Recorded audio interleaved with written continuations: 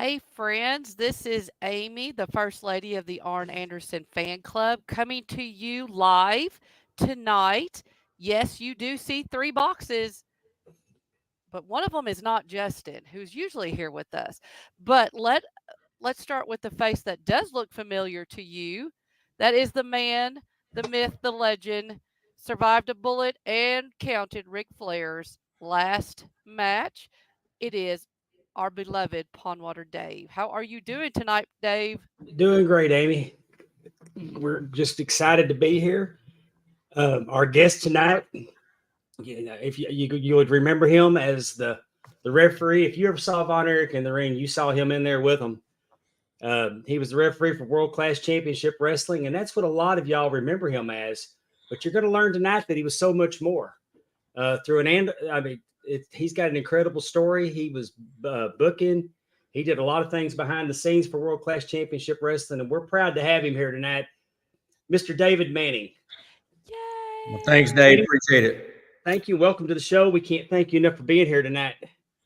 Your story is pretty unique, and I think one of my favorite things about it is that I remember hearing that you were coaching wrestling, high school wrestling, and through a random act of kindness that you just called Kerry Von Erich over to the side to give him some pointers, that put you on Fritz's radar, and that was kind of your entry into this fantastic life you've lived.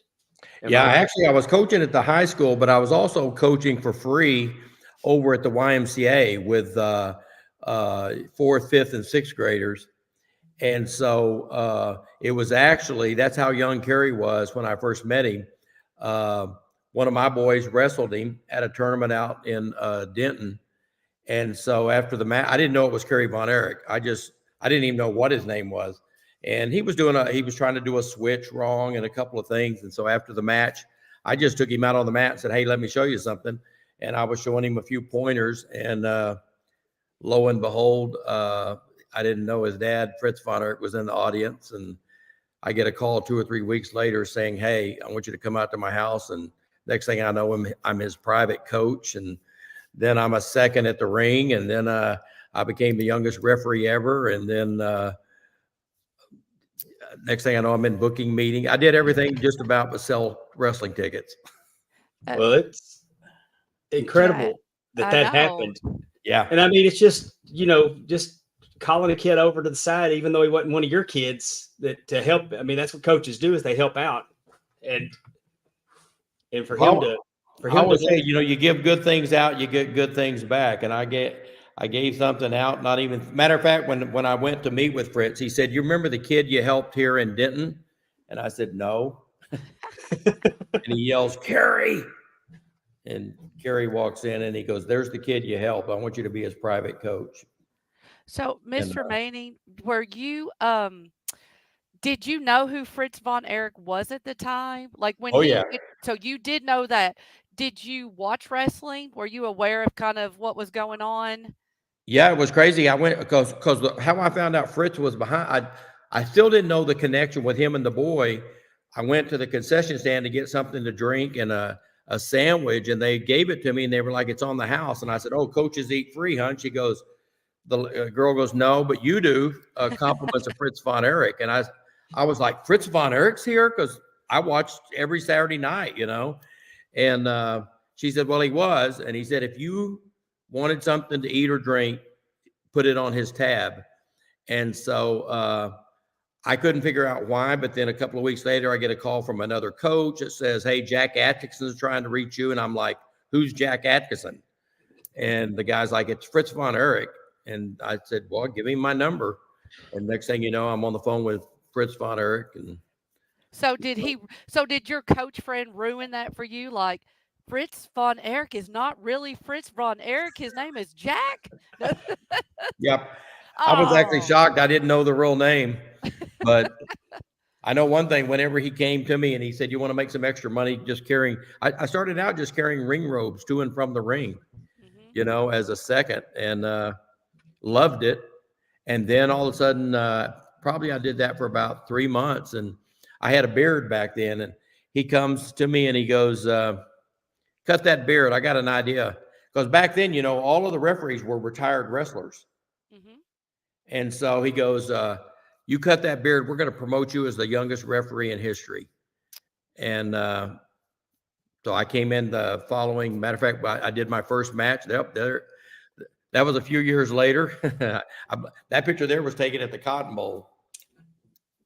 And, but yeah, man, it was just crazy the way everything fell in place. And then I don't know what it was. I had a natural act for finishes and, you know, just figuring out, you know, how to do angles and stuff. So you were an amateur wrestler? You were coaching amateur wrestling. Did you do that as a child in high school? I did. I started wrestling when I was about 7 or 8 years old. Wrestled all the way up, and actually in Texas, wrestling was not a sponsored, certified UIL sport. So literally, when I was in the 8th grade, there was the UIL was not behind it. UIL, you know, you can only wrestle 4 years in high school. Mm-hmm. Well, in the 8th grade, I challenged for the high school team at MacArthur and won. And so I went and represented MacArthur High School in state as an 8th grader and won state as an 8th grader, which can never be done again. So that's pretty neat claim to fame. So I may be the only 5-time state finalist walking around, but it was, you know, I was always I was good. And that's kind of what gave me the break in there. Texas didn't have a lot of good coaching. Uh-huh. You know, because matter of fact, when I wrestled, I had to go to Oklahoma, Kansas to get good competition. And so we were on the road every weekend going to tournaments all over. And so whenever I got out, I was lucky enough to have a guy that was coaching for free at the Y, and that's how I learned how to wrestle. So I went back, was giving back there in a way. And then the high school called me. Back then you couldn't have your scholarship and be married and make it work. So I came home and got married, and the high school called me, even though I didn't have a degree. They paid me to coach the high school wrestling team. Oh, cool. See, I was in the Dallas Independent School District, and we just didn't have wrestling. Exactly. It wasn't an option for us. Exactly. Well, when I first got in it, we literally had to, we sold Christmas trees at the Christmas tree lot every year. You know, we had to raise our own money. Basically, it was like soccer. Back then, soccer was not a UIL sport in the state of Texas. And so they had to do their own fundraisers and stuff. That's how you raised your money to get around and go to events. Well, while we were talking about Fritz, I wanted to ask you about him because, you know, the Iron Claw movie's coming out, and the trailer has not painted Fritz in a good light at all. I wanted you to take a minute to tell us about the man, because I think that trailer's giving him a bad rap, and I don't know how I hadn't seen the movie yet, so I don't know how the movie's going to portray him. I don't think he's the villain. No, I don't really think he's the villain that he's being portrayed and historically has been portrayed to be. I think it's a generational thing that a lot of the young people today don't understand. Well, the movie, and you know, I was at the premiere, and I wish they would have talked to us. It's crazy. There's 2 people alive that lived it. A lot of people tell the story. Kevin and I lived it, and it was hard for me to sit through the movie because I know all the little details and the truths and so I saw everything coming from me watching. I saw everything wrong with it. Mm-hmm. And one of the biggest things was the way they portrayed Fritz and the way they portrayed that there was a Von Erich curse. You're going to see there was never a curse. There was never even talk of a curse. But the thing is, Fritz, 1, he was a phenomenal business person. 2, very strong Christian. And believe it or not, and I'll use Kerry as an example because you see that in the trailer where he's telling Kerry, it's time for you to get in the ring. He wanted Kerry to finish college at the University of Houston. He was adamant about it. Obviously, Kerry saw what the girls and the fame and everything going on with Dave and Kev. He wanted in the ring. And Brian Adias and I were talking about this last weekend. Brian comes down and hunts on my property. I got about 1,500 acres down there on Big Cypress River. And so Brian and I were talking about it. Fritz was adamant that, Kerry, you need to finish school. Well, Kerry had a chance to possibly be in the Olympics the year Jimmy Carter boycotted the Olympics. And so when that happened, Kerry said, Dad, I want in the ring. And he basically said, I'm not going back to school. I want in the ring. And so we started training him, and, obviously it was the right move for him. He clicked. And then we had 3 Von Erichs, and it was, everybody asked me, well, how can they be over so big when and I think it's because the people here looked at them as if they were their kids. They saw them grow up. They saw them if they won a trophy in football. They saw them if Dave scored the highest points in basketball. They heard about it if Kerry ran for 200 yards, So I think the way Fritz built them up as they grew up, they were a household name. Well, I don't think anybody, I tell my friends all the time what it was like. That they were rock stars. Everybody from 80, once it blew up at the end of 82, when they slammed that cage door on on Kerry's head, it blew up. And it was that way from the top of the card to the bottom of the card. Yeah. And I don't think people understand just how strong world class was from top to bottom, because sure, you had the Von Erichs and the Freebirds on top, but then you had the Iceman and Akbar, and then you had Chris Adams and Jimmy Garvin and Brody. Yes. And then Brody would come in, and it was just, you had Brody. No, people don't understand. You had Brian Adias. You had, it was crazy. And we still had the run. We were coming off the run. We got our first big run with Kabuki. And then, we created Bundy, King Kong Bundy.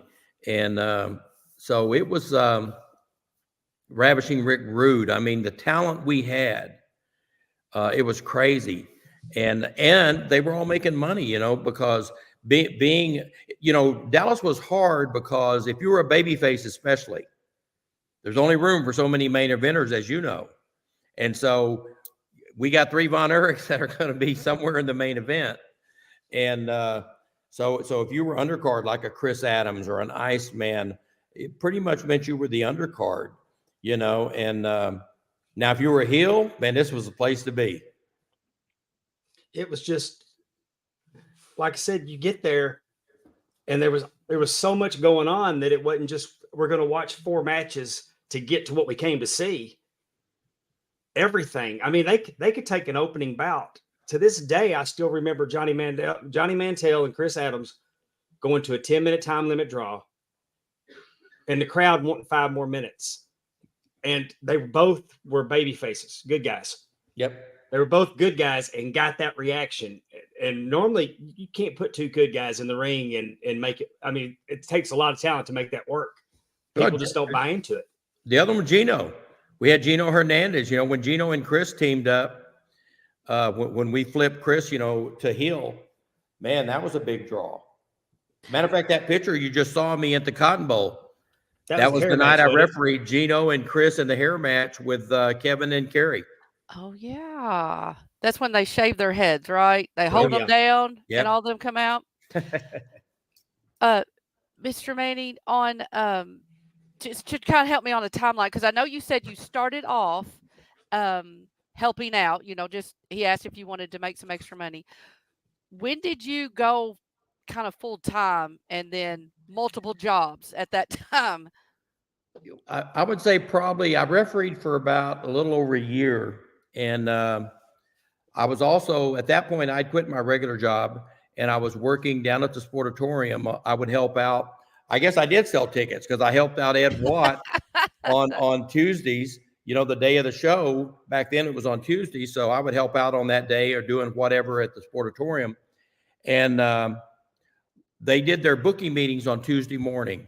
And so one Tuesday morning, Fritz came in and I was sitting in Ed's office, and all of a sudden he was like, "Hey kid, I want you upstairs today." And I said, "Upstairs?" He said, "I want you in the booking meeting." And I said, "Okay." And so we go to we go to the booking meeting, and I'll never forget, it was Bronco in a chair. It was, let's say it was Bronco, Gary Hart, Bulldog Danny Pletchus, and then I was sitting off in a chair off to the side, just sitting there. And so they were discussing things, and Fritz was a guy that sometimes he would have 2 cigarettes going, you know? And so Fritz, they had an angle, and they were going through this angle, and Fritz was laying it all out, and he looks around and he says, "What do you think, Bronk?" And Bronk says, "I like it." And he says, "What do you think, Pletch?" Pletch says, "I like it." And he says, "What do you think, Gary?" And Gary says, "I like it." And out of the blue, he turns and looks at me and says, "What do you think, kid?" I said, "I don't like it." And he says, "Well, first of all, you're effing fired. Now tell me why you don't like it." And I don't even remember what the angle was, but I said something, and he was puffing on that cigarette, and all of a sudden he goes, "You know what? The kid's right." And he changed it up a little bit. So when we went to leave the room, he said, "I want you to stay here." And they all left. And he said, "You know, I could have said I was going to go take a big dump in the ring," and they'd all said they liked it. And he said, "I want your honest opinion every time, and I want you in every booking meeting moving forward." And so as I said in the booking meetings, at first I was quiet, but then I started coming up with angles and finishes. Even when Ken took over, you know, Ken was a guy that could hear a finish and then add to it, but he wasn't good at coming up to finish. So I did all the finishes. The cage thing was my idea. It worked. The door, slamming the door. Yeah, it worked all right. You know, it was really scary doing that because the cage, you know, that door has like a U-shaped deal that folds down like this. And then we would put a lock on it. It had a place to put a lock.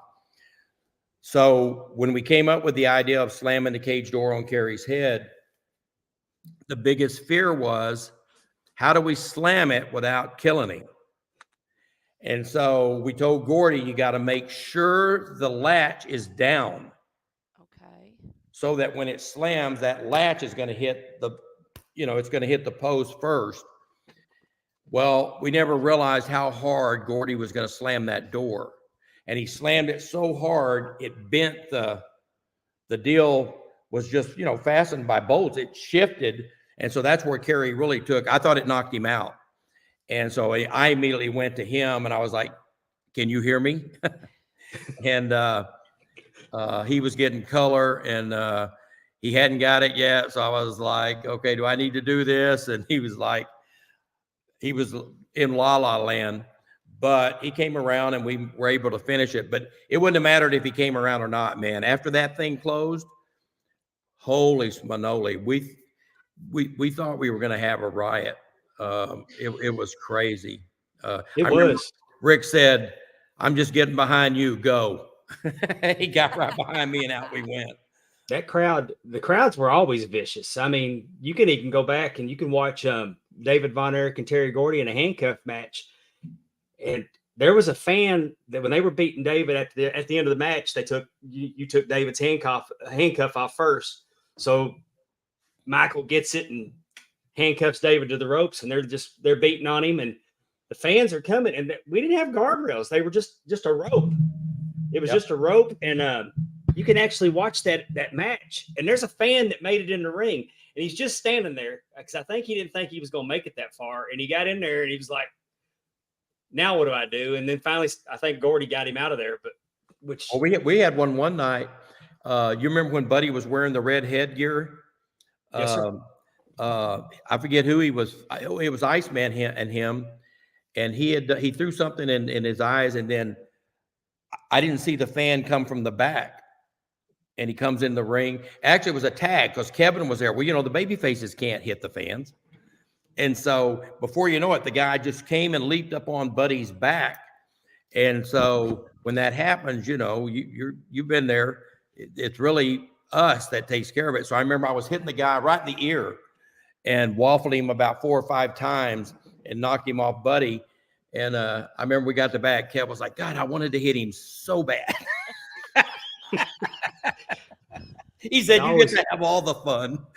I mean, but I talk about the heat all the time. I told him, we even talked about it last week, that my favorite place to sit at the sportatorium was section D, row 5, right under the flag. And the reason I did that is because, for one, I could stand up and see over everybody's heads because they wouldn't sit down. But the heat would get out of control, and when they started throwing beers and drinks, there was nobody behind me, so I didn't go home smelling like beer and have to try to convince my parents I wasn't out drinking. Well, plus if they went out the door, they went out right there at that door, right to the left of you. Oh yeah, they did. When you knew it was vicious when they went out the side door. You know, we had it was worse in Corpus.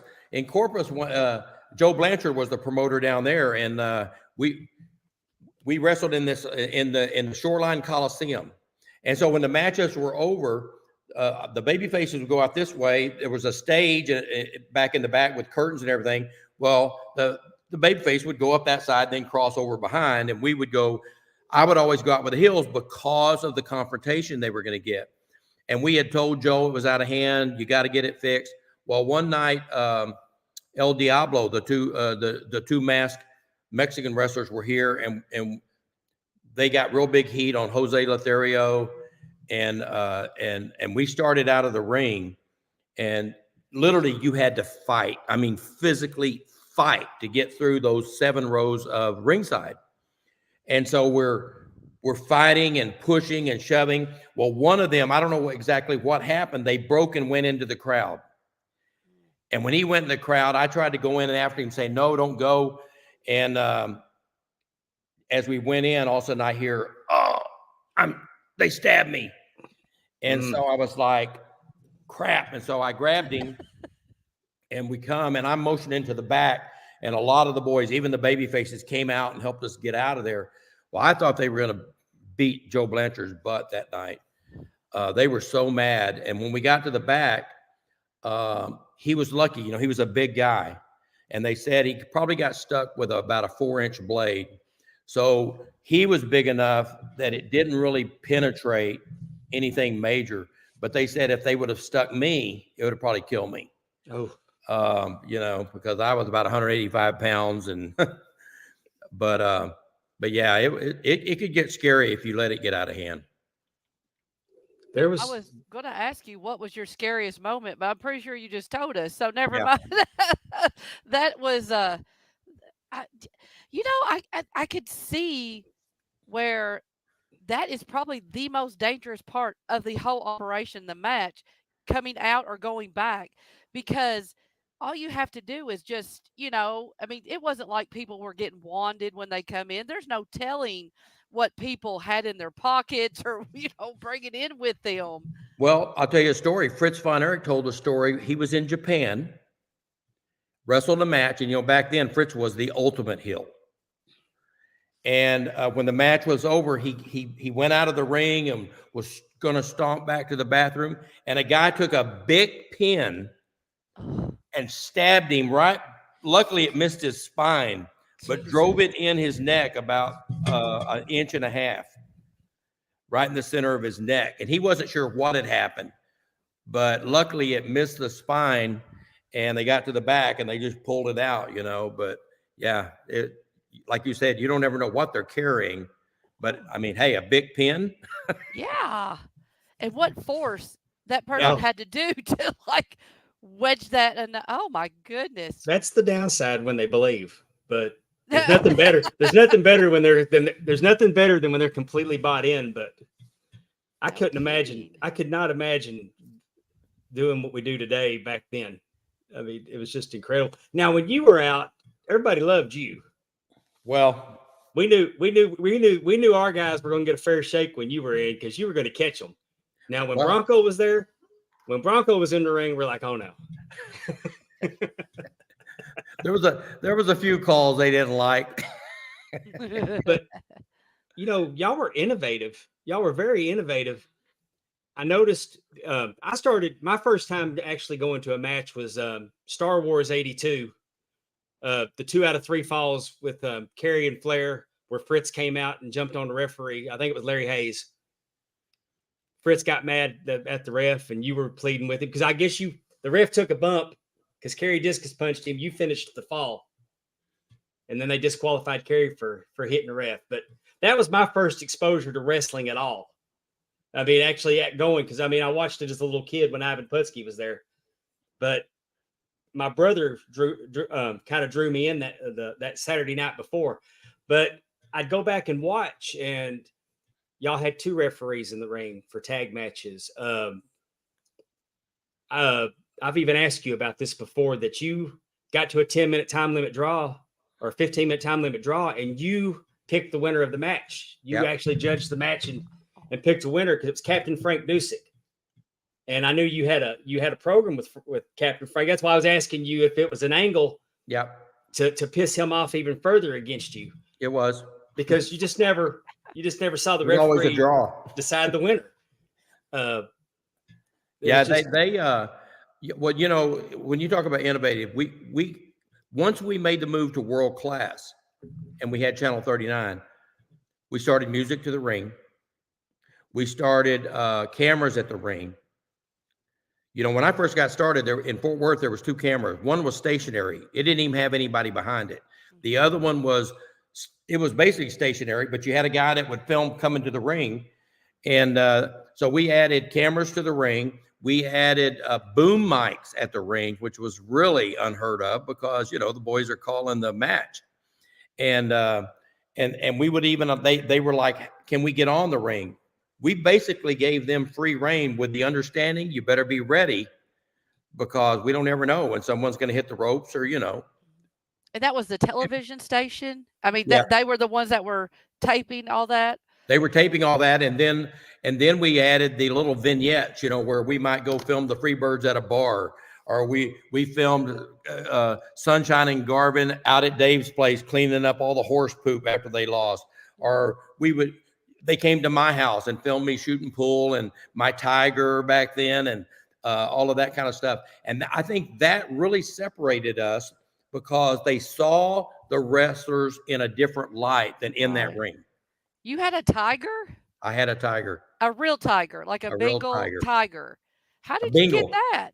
I got it down in Austin, Texas, and it grew. When it got about 120 pounds, I had to get rid of it. It was easy. Who do you get rid of a tiger to?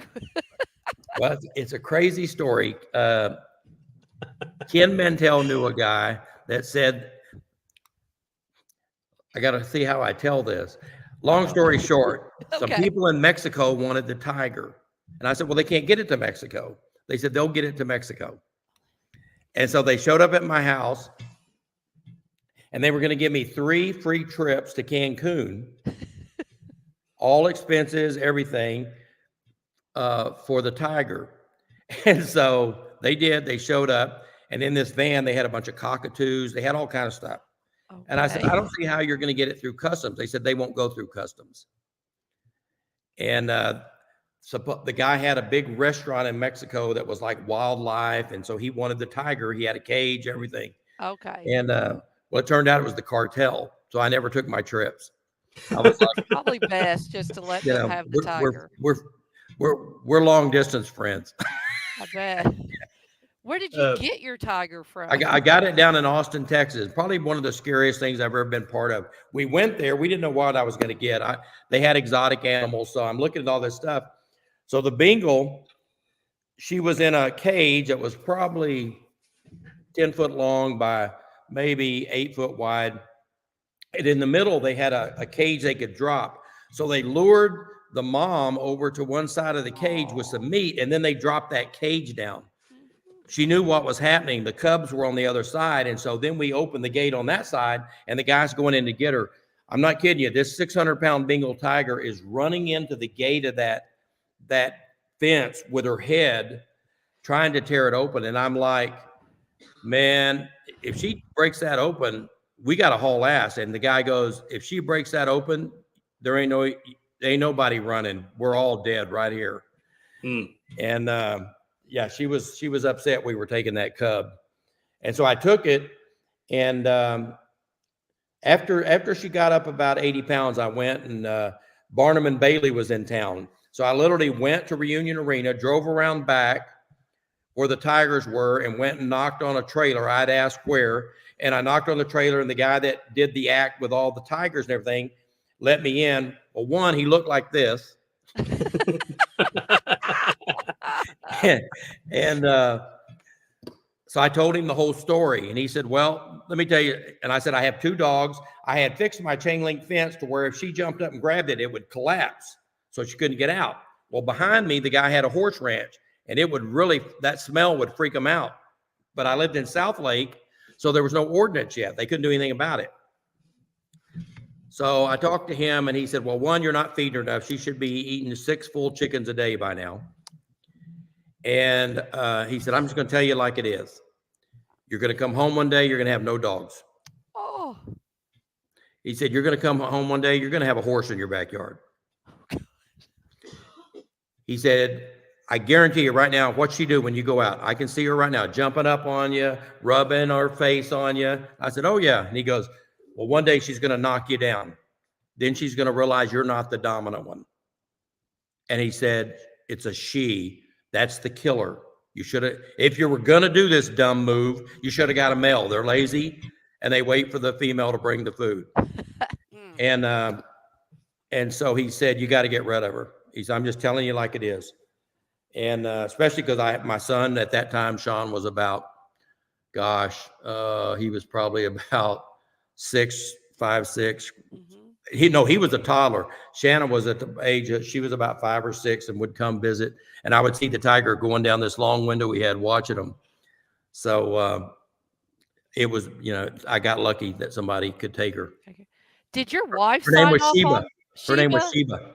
Did your wife sign off on Sheba, or did you just show up with Sheba whenever? No, I just showed up with Sheba, and it was crazy because I'm going to see if I have a.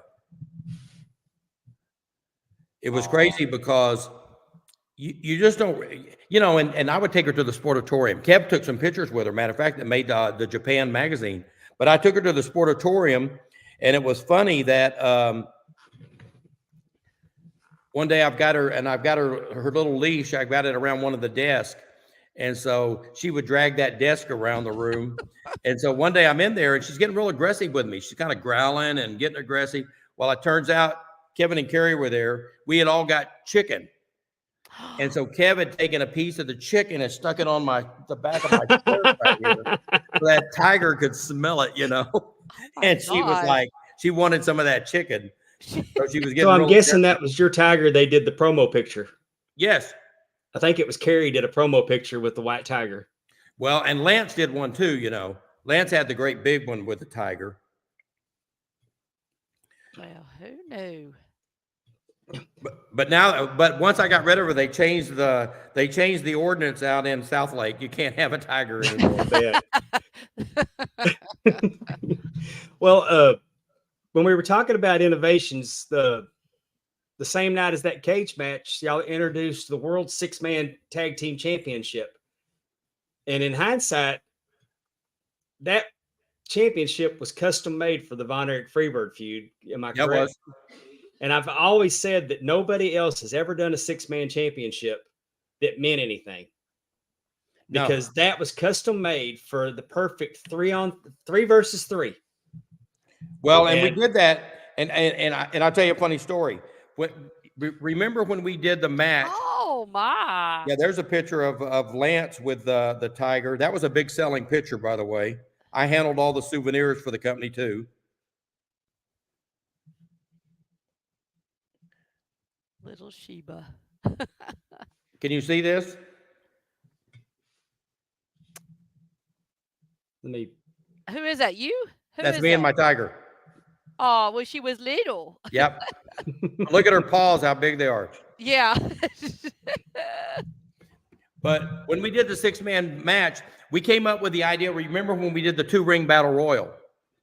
Yes. So for the first time ever, no one had. We always tried to do stuff no one's done. So we came up with this idea on the booking meeting. We're going to do a 2-ring battle royal. You had to throw everybody from one ring out, and then they would get in the other ring. And then the last one over and the last one standing in the second ring was the winner. So Fritz was in a match I can't remember if it was Bundy or Oxbaker, but he's in a match before the Battle Royal. And so Fritz is in the booking meeting and he says, hey, Dave, you think you can take the bump if I throw you from one ring all the way over both ropes into the other ring? Well, I'm just sitting there thinking, okay, over the ropes. Yeah, I can do that. Well, we didn't realize how far it was till we saw the rings up, because you got the aprons where the guys stand. That's a good 3 foot. Then you got the other one. Now we're at 6 foot. Then you got the ropes. And so when I was out looking at the setup, I went back and told Fritz, I said, boy, you need to give me a little extra oomph, which was a mistake. Because I think I hit in the middle of the other ring by the time it was there. Because I remember he grabbed me by the back of the neck, and here we went. And literally, I went like a cartwheel going over the top ropes. And but yeah, so we did that. No one had ever done that. And now let's look at the downside of that. We never thought about, if you're in the front row ringside and you're on the other side of that ring, it was not a good seat. Mm-hmm. No.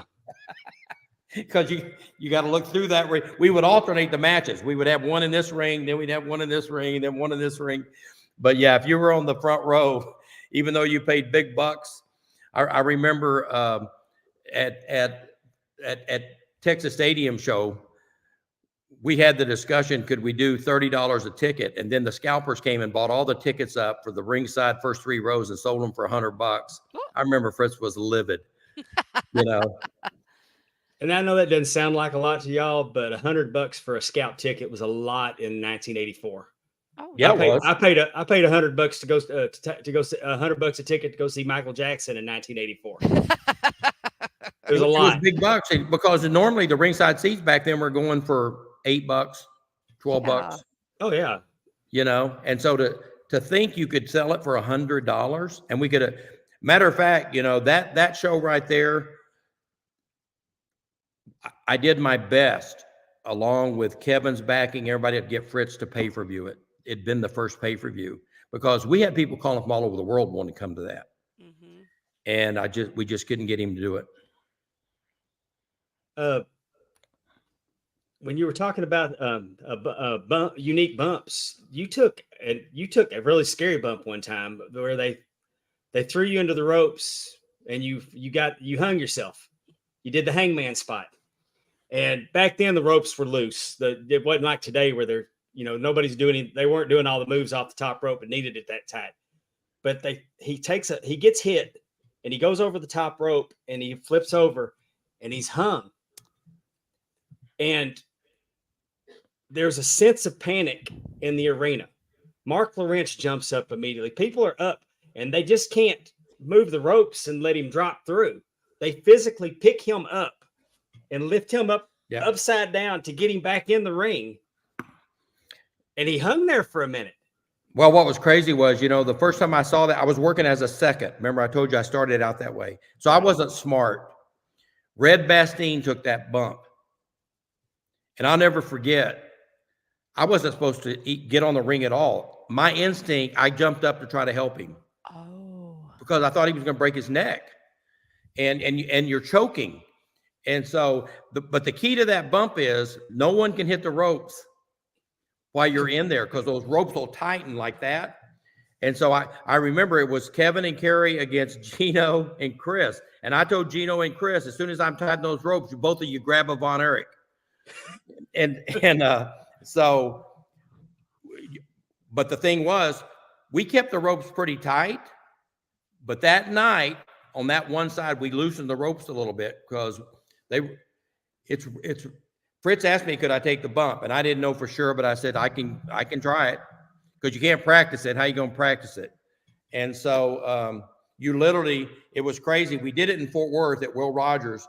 And as I hit the ropes, you got to hit the ropes like this, and you got to catch them and then propel your legs over and keep that rope around your neck. And it literally, it's all you can do to hold it off your carotid arteries, Oh. And so we didn't smarten Mark Lawrence up or any of them. And so Mark immediately jumped up. Oh my God, he could die. You can find it. You can find it and watch Mark Lawrence's reaction. I mean, and I'm sure that's why I remember it vividly. I mean, just everybody was concerned. And Shana or Shauna Atkins says bump of what? I'm confused. If we're talking about whenever the referee gets knocked That's my down. daughter. I thought so because she was talking about that the earlier she commented that the tiger was beautiful. Yeah, that's my oldest daughter, and she spent a lot of evenings at the sportatorium. Would come up to Fritz's office, and I actually got a great picture of her sitting in my lap in his office. But on that bump, I tell you a funny thing. We shot it in Fort Worth, and then we're calling it a bump. That's when you hit the ring or you go outside the ropes. That's a bump. So when we did that, we had to send that footage, over to Channel 39, and they would edit it into the world class tape. And it was crazy. So on Tuesdays, we would go over there and we would do all of our interviews.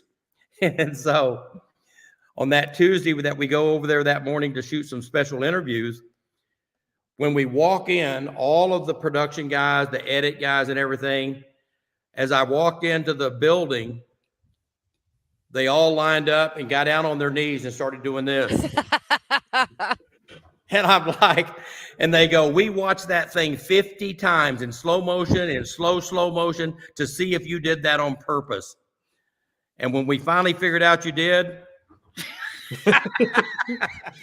Well, it just looked like an accident, and it was something.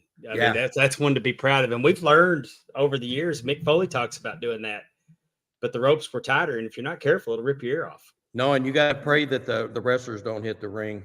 So I'm glad to see at least one of my kids made the show. Love you, Shanna. She sounds like she might have some good stories. She's saying she maybe had a picture with Carrie also, and she knows about the tiger, and she came to the sportatorium. We might have to have you on, ma'am, if you don't mind. You got the picture of her and Carrie is up in Fritz's office. Carrie and I was up there. That's when we took that picture. Well, it was so big back then. You're talking about Michael Jackson. I went to the Michael Jackson show, and we had great seats, and we had a limo pick us up. It was me, Sunshine, Jimmy Garvin, and if I'm right, Shanna can respond on this. I know for a fact Tammy and Donna went because that was my two stepdaughters. One of them got their fingers in the door when it closed, and luckily it was cushioned, so it didn't do anything. But it was funny. We were driving, and instead of saying "ouch," it's like, "Hey, my fingers are in the door." But we went and saw Michael Jackson that night. At reunion, we were so blessed. We would go from the sportatorium, walk across, same security, so we could go backstage to any concert. And true story, we go backstage, Carrie and I, Rush is there. And we go backstage. Well, he comes out to Modern Day Warrior. We go backstage, and we're standing backstage listening, and they're performing, and they find out, I don't know how or who sent the word up, they find out Carrie's in the building. So they send word back. Now they're sold out, 18, 19,000 people. They send word back that 2 songs from them, they're going to do Tom Sawyer. When they get to the point, will Carrie come out through the curtains? Oh. And so sure enough, here we are at a concert for Rush. And when they started Tom Sawyer, when Carrie came through those curtains, they went berserk. The people did. It was crazy. It wouldn't be a stretch to say that Carrie was more over with the crowd than Rush was, and they paid to see Rush. Yeah. That's not an exaggeration. Yeah. I totally believe it.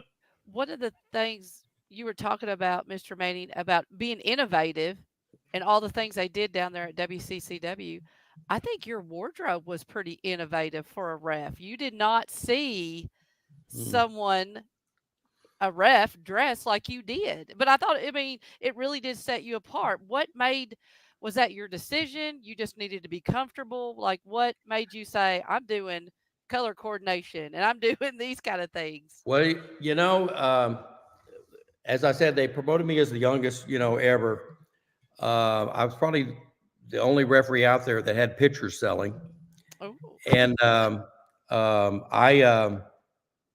hated the black and white stripes. And so I decided I'm not wearing that. And so I just went and bought some cool stuff and started wearing it. And I remember, if you remember, whenever we did Texas Stadium, I wore a red. It still had the stripe, kind of like pinstripe. Oh, yeah.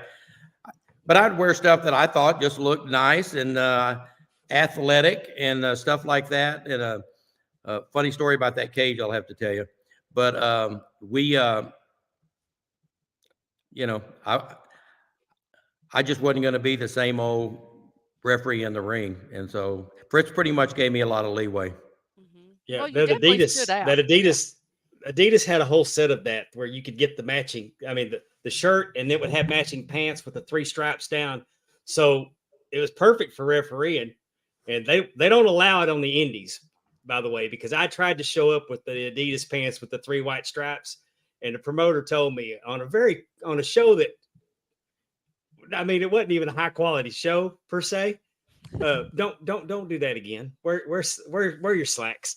Well, you know, see this cage. This was called the penalty box, and so the first time we got ready to do this, Fritz put me in charge of getting the penalty box built. So I built it out of wood. I had it built out of wood. Well, the wrestlers tore that up in about 2 minutes. So they said, "You're not going to build a penalty box we can stay in. You could have went down and did the shark dive in this thing here. This thing was 3/4 inch steel bars. I mean, this was you could have carried prisoners around in this. When we put them in and locked this door, they weren't getting out. It was and you all you could do, and it seemed like the Von Erichs always got locked up in the penalty box. So they just had to sit there and watch the brother get beat up 2-on-1 until the time period was up. You know, I tell people, and Dave, you know this. I tell people, if you really don't, or if you're a person that doesn't really understand how tough wrestling was in Texas, go back and Google Freebirds versus Von Erich's strap match. Okay. And tell me you'd like to be in that ring. They beat the hell out of each other with those straps. It was crazy. Whipping. It was bad. I mean, it wasn't. I mean, Kerry would, and I mean, everybody says that Kevin didn't know how to go soft anyway on anything. No. Hey, no. A lot of times we only saw you in Dallas as the referee, and if you were on camera, and you were on camera a lot, but it was always with official business. Recently, on an episode of The Book with Conrad Thompson and David Crockett, they were going through Jimmy Crockett's book, like because we've done that. They've done that with you too, with Fritz's planner. They were building up to the first Starcade, Harley Race and Ric Flair for the gold, and you sent in y'all sent in an interview with Harley Race, and you conducted the interview from the Tarrant County Convention Center. And we'd never seen you do interviews with the talent, but you were representing, you said, this is, I'm David Manning with World Class Wrestling Association at the Tarrant County Convention Center with Harley Race. And he was actually there to defend against Iceman King Parsons. Cause as soon as I heard it, I'm like, that had to have been the Iceman match. But for you to be doing the interviews and sending them out to the different territories, that was something we never, all these years later, surprised me when I heard it. Yeah. Well, not only that, I was in charge of syndication. We sent out, we were in every Wednesday morning, I sent out 48 tapes to 48 different locations around the United States.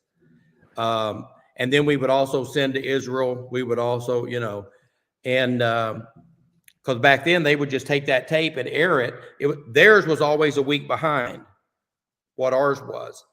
And, but we were pulling 15 ratings in New York when Vince was pulling 11. We were pulling Vern Gagne in Chicago. Kerry goes up there and they do 25,000 people for the main event. And so, and Israel, I would do the interviews for Israel and send them to Israel. And nobody will ever understand how big we were in Israel. I mean, when I didn't go on the first tour, but when Kev called, when they landed at the tarmac in Israel, there was 30-something thousand people there. And after about 3 appearances, Perez, who was the prime minister, came to the hotel where the boys were at and said, "You can't make any appearances, the Von Erichs," because people weren't even going to work. People will think I'm joking hearing this. Matter of fact, a great story Tom Landry told us. He was in Israel, and he went into a diamond store, and the guy recognized him and says, "Oh my God, you're the coach."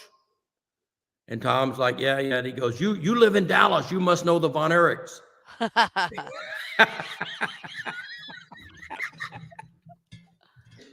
I mean, even to this day, I mean, it hadn't been that long since Kevin had maintained a great relationship with Israel and the people of Israel.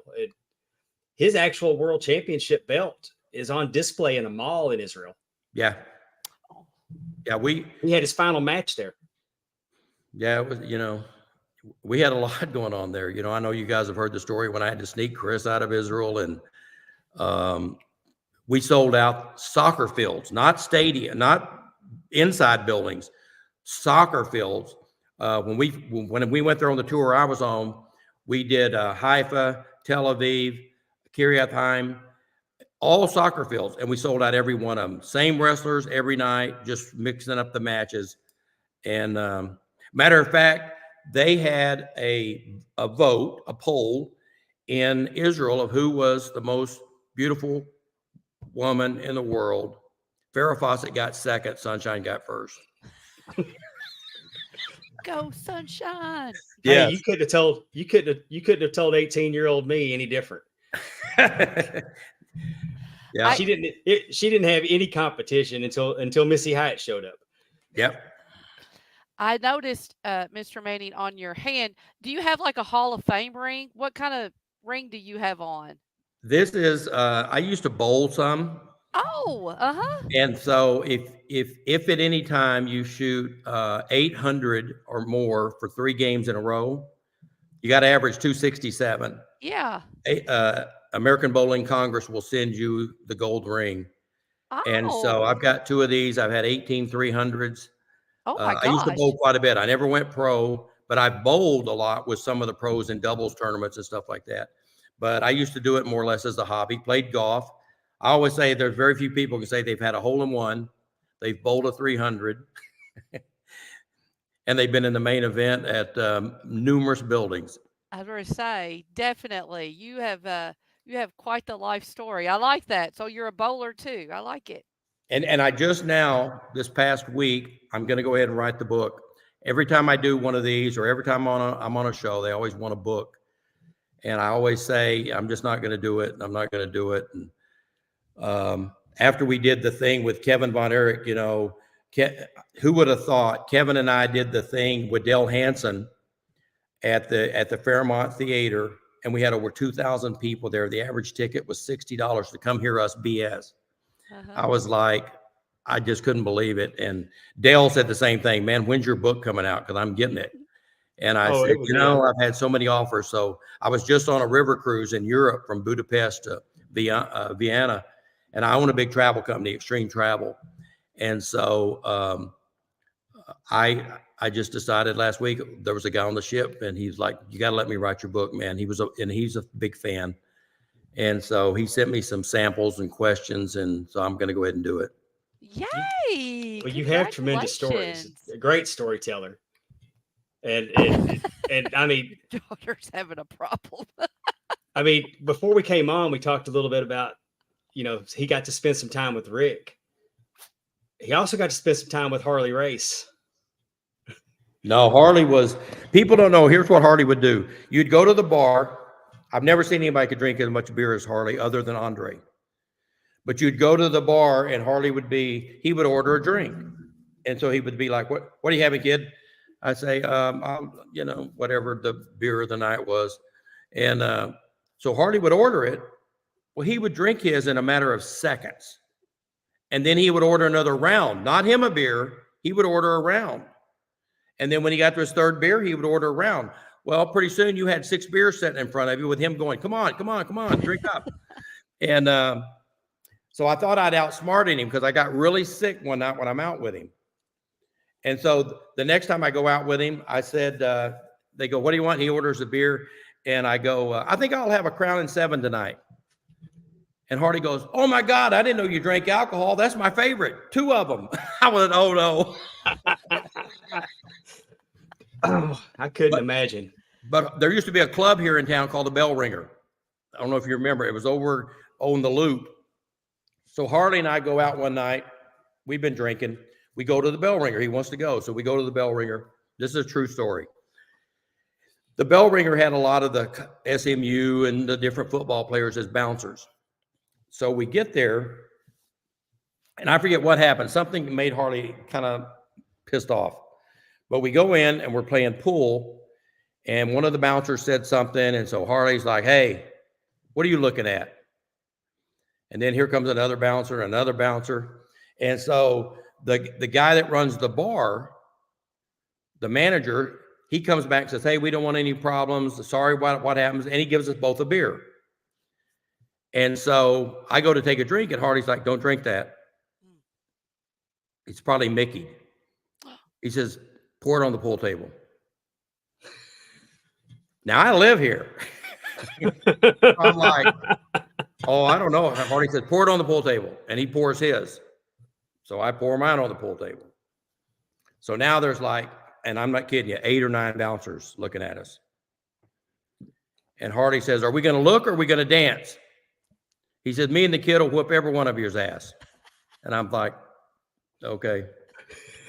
So a lot of people don't know, but Harley, he was in a real bad car wreck.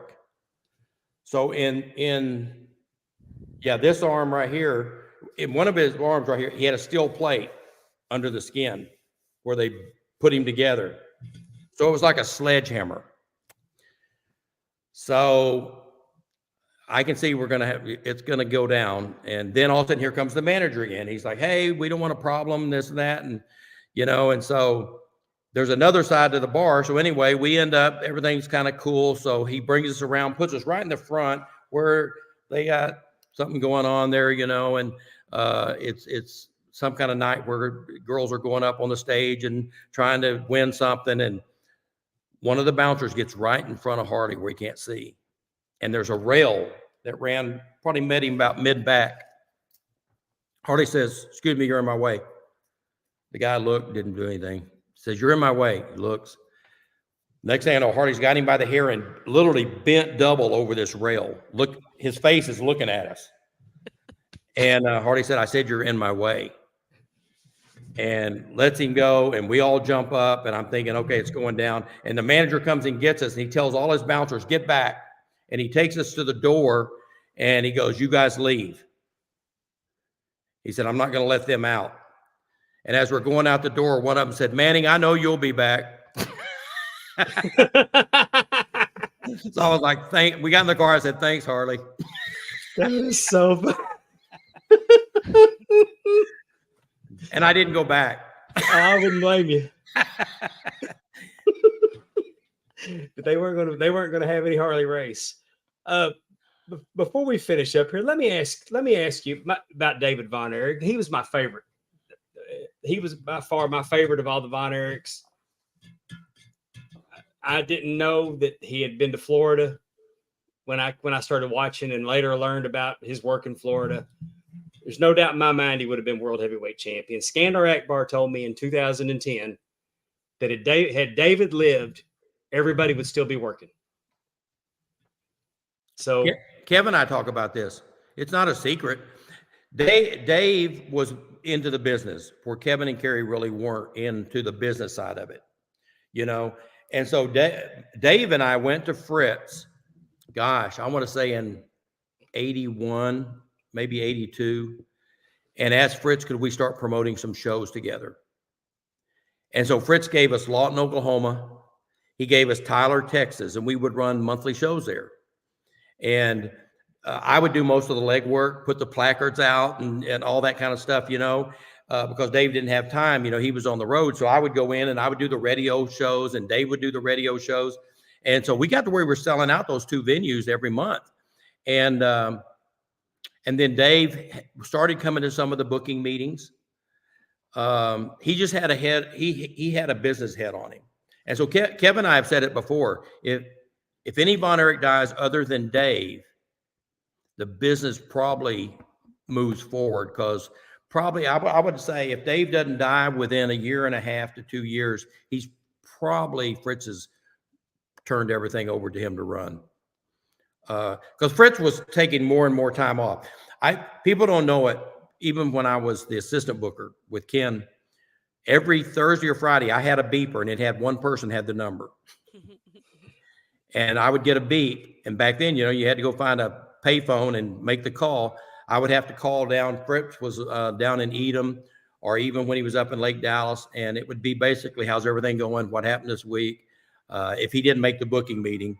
And I would go through everything, and, then we would sign off on it. And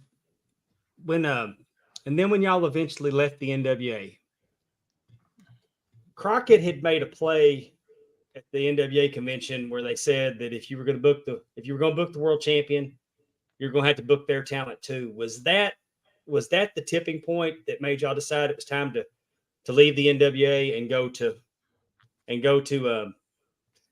do your own thing with your own champion? No, the tipping point was when obviously we were pushing for Dave to get the belt in Texas Stadium. The belt would have switched to Dave. But when Dave died, we pushed Kerry in, and Fritz didn't give him an option. He said, you got to flip the belt. And so we flipped the belt there. Kerry was to wear the belt for about 6 months. But instead, he had to go to Japan to defend. And when he went, Harley was there, Rick was there. They flipped the belt back without telling us. And Fritz was livid. So when we went into the booking meeting that week, Fritz basically said, F them. Well, y'all, if they want to do that to us, we go on our own. We don't need them. Well, y'all had said that for years, that he was supposed to be champion longer. And in a private setting a couple years ago, Rick even said that he was going on vacation. He thought Kerry was going to have it longer, and he was told to go to Japan and get it. And I was always wondering, because Rick said that he said that he thought Kerry missed a shot, but Kerry was 18 defenses in 18 days, so he didn't miss a shot. No, he didn't miss a shot. That's a story that got out there. They just decided to take the belt off of him. Did Eddie Graham have anything to do with it, since Kerry went through Florida? And maybe, back then when Rick went through the territories, they did big business. Did Eddie panic because of it and get it called off? Or I think, just to lay it out there, the wrestling industry was scared of world class.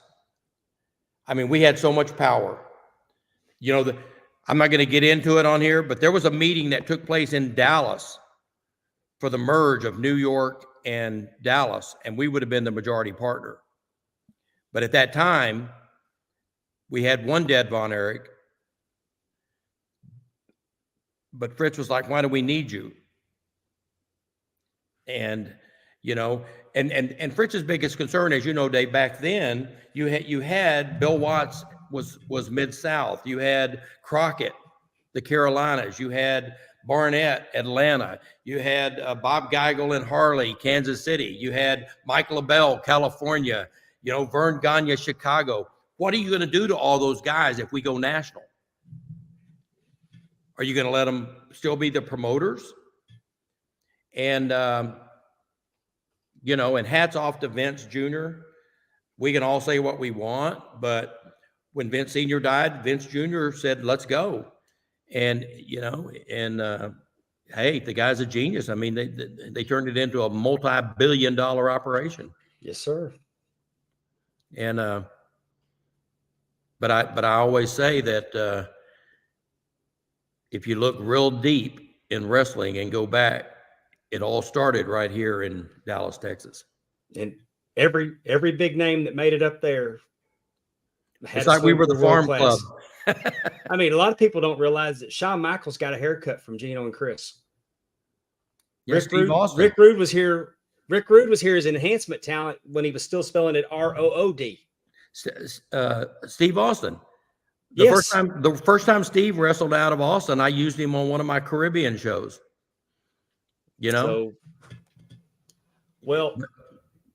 I Hey, can't. it's been a hell of a ride. I enjoyed it. I'm blessed. It led me to so many different things. Motivational speaking. I was the host of Easter Seals, for years and years and years. And then I got into motivational speaking, and I've been blessed in businesses. I've managed to sell a few, and got some beautiful land now down at Big Cypress River. And I like to hunt. I like to fish, and I still talk to Flair. Matter of fact, I texted him yesterday. Was he going to be in town for AEW? And he sent back, damn it, no. So probably saved me a night out. Saved your liver. The good thing about your podcast, when I did Rick's podcast, I kept telling people throughout the whole podcast, that was the old David Manning. I was like, Rick, we can't tell some of these stories. Well, hopefully you'll put some of them in your book. They'll all be in the book. Oh, goodness. That's why you're going to be a bestseller right there, because all those good stories are going to be in the book. I used to say I was going to wait for a few more of the boys to die off so they can't whip my ass. But hey, what the heck? I'm going to go with it.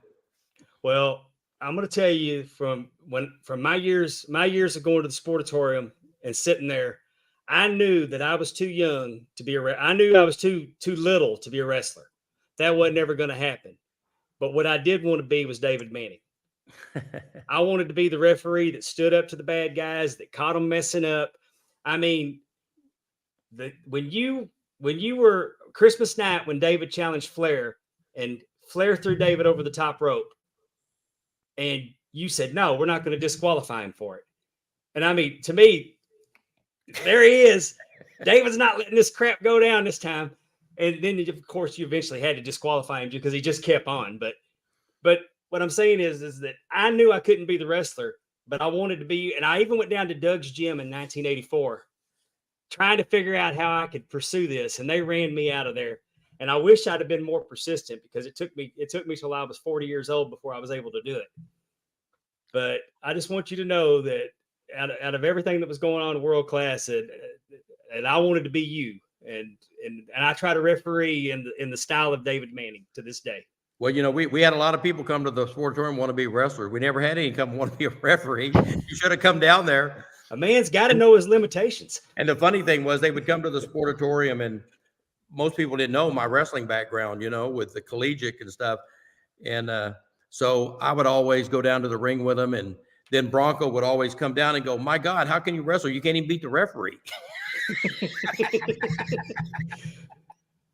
Your daughter has mentioned that you, in the chat, I think we need to have her on too, because she's really helping bring out some information. She said you used to have one of Rick's robes. I did.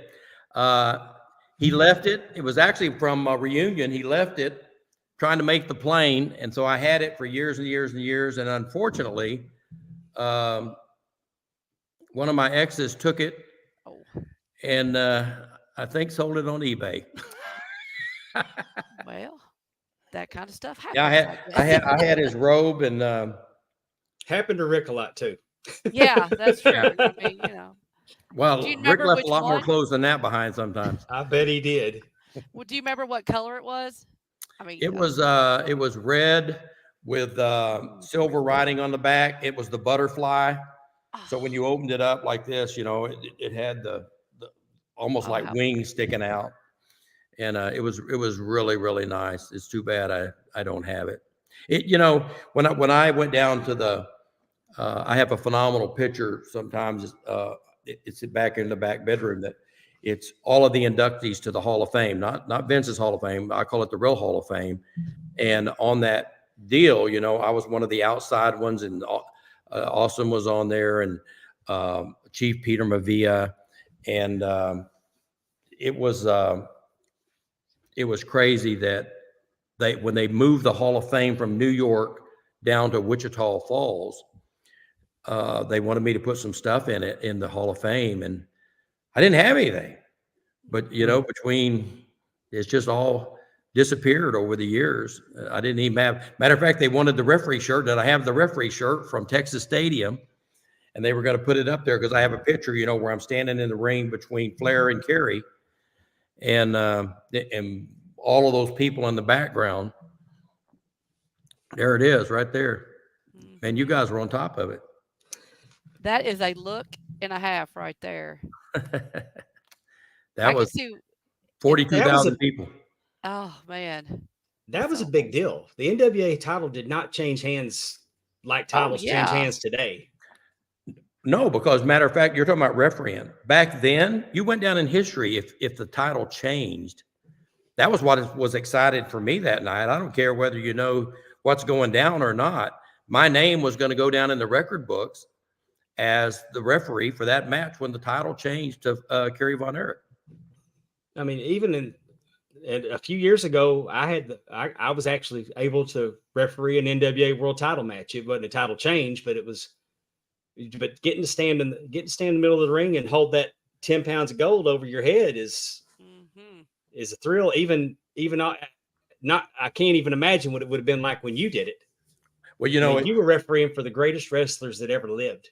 well, I'll tell you, the first time I wrestled a world title match, I was actually nervous. I had never, and Ricky Steamboat was the champion. And so we're in Corpus Christi, Texas. And I'm going to referee the bout that night with him and one of the Von Erichs. I can't remember who. And it was crazy because I'm sitting in the hotel we stayed in, and I'm in having breakfast. And I look up, and Steamboat comes in the restaurant. He's looking around, comes over to my table, says, "You care if I sit with you?" And sits down. And that's the first time I had met him, was right there. He sits down and he goes, "What are you doing today?" And I said, "I don't know, just probably hanging around here." He said, "There's a new movie out. Let's go see it." And I said, "Oh, really?" He said, "Yeah, it's called Grease or something like that." And so we went to the movies and saw Grease. Come back, and I go in the ring, and we did an hour Broadway with him and whichever Von Erich it was. Great guy. But yeah, I'm actually nervous that I'm doing a title match. But I switched the NWA title. I also switched the AWA title when Bockwinkel was champion. Oh. Yeah, and then the God, what was the other belt? I mean, when we were big, I got calls. I refereed the Superdome with the Sheik and the Butcher. Not many people even wanted to referee that because you're liable to get cut to pieces. But I did that match, and I was doing some stuff up in St. Louis. I got a lot of calls back then. It was pretty neat. Did Crockett use you at Reunion Arena during the Great American Bash one time? Well, I did a special referee, and I did a special referee thing one time. I don't know if it was with Crockett or who it was with. Flair, was trying to get me to come to Jimmy for a long time. And so when I finally left World Class, I actually went with Crockett, and they had an office building over here off of the tollway, and myself and Barnett was there, Dusty was there, JJ Dillon was helping out then. So I literally officed over there, but they didn't utilize my talents the way I wanted to. Matter of fact, one time I went into Barnett's office and I said, "Jim, what the hell?" I said, "I can add a lot more here." And Jim, he was like, "Are you getting your check every week?" And I said, "Yeah." "Comes on time?" I said, "Yeah." He goes, "Go sit down in your office and just be cool." I said, "Okay." Well, Mhm. Mr. Manning, thank you. I appreciate all the time. We weren't planning on keeping you this long, and I know your time is really valuable. You don't know how much this means to me and Amy that you would come on with us and spend this time and tell these stories. I can't. If when that book's ready, I hope you come back and promote it on here. I definitely will. I would definitely. I mean, we could talk all night. I know that I didn't even scratch the surface of the stories that you could tell. No. And I do thank you for your time. I hope you and your family have a great Christmas season. And let's see, Mr. Manning, what is your favorite memory of WCCW at the Mesquite Rodeo? If you have one, asking for my parents who used to go before I was born. Yes, Amy. Okay. Well, one night I refereed Brody and who was and Abdullah there, and they fought all over the arena. But what was the highlight of the night? Back then, Donnie Gay was like 5-time world champion bull rider. And so we had set it up that during the intermission, Donnie Gay was going to ride a bull. Okay.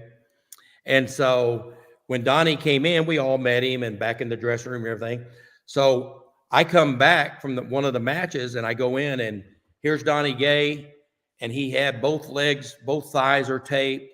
He's taping his ribs all the way around with, he's got the ace bandage going all the way around, tight as hell. He's taping his shoulder. And I said, my God, you look like you're going to war.